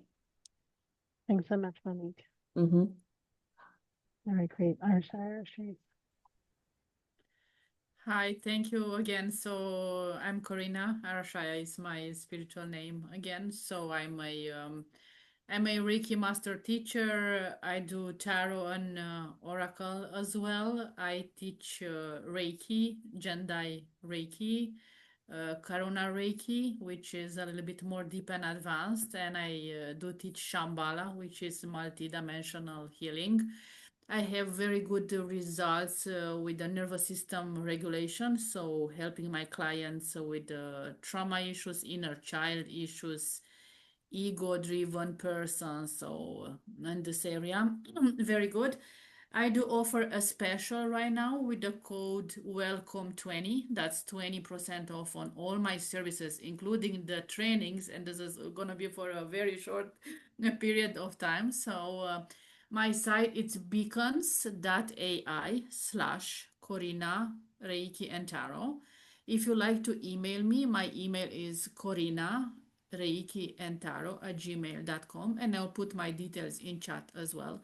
If anyone is interested, please don't hesitate to get in touch with me. And Thank that's you so Karina much. spelled with a C.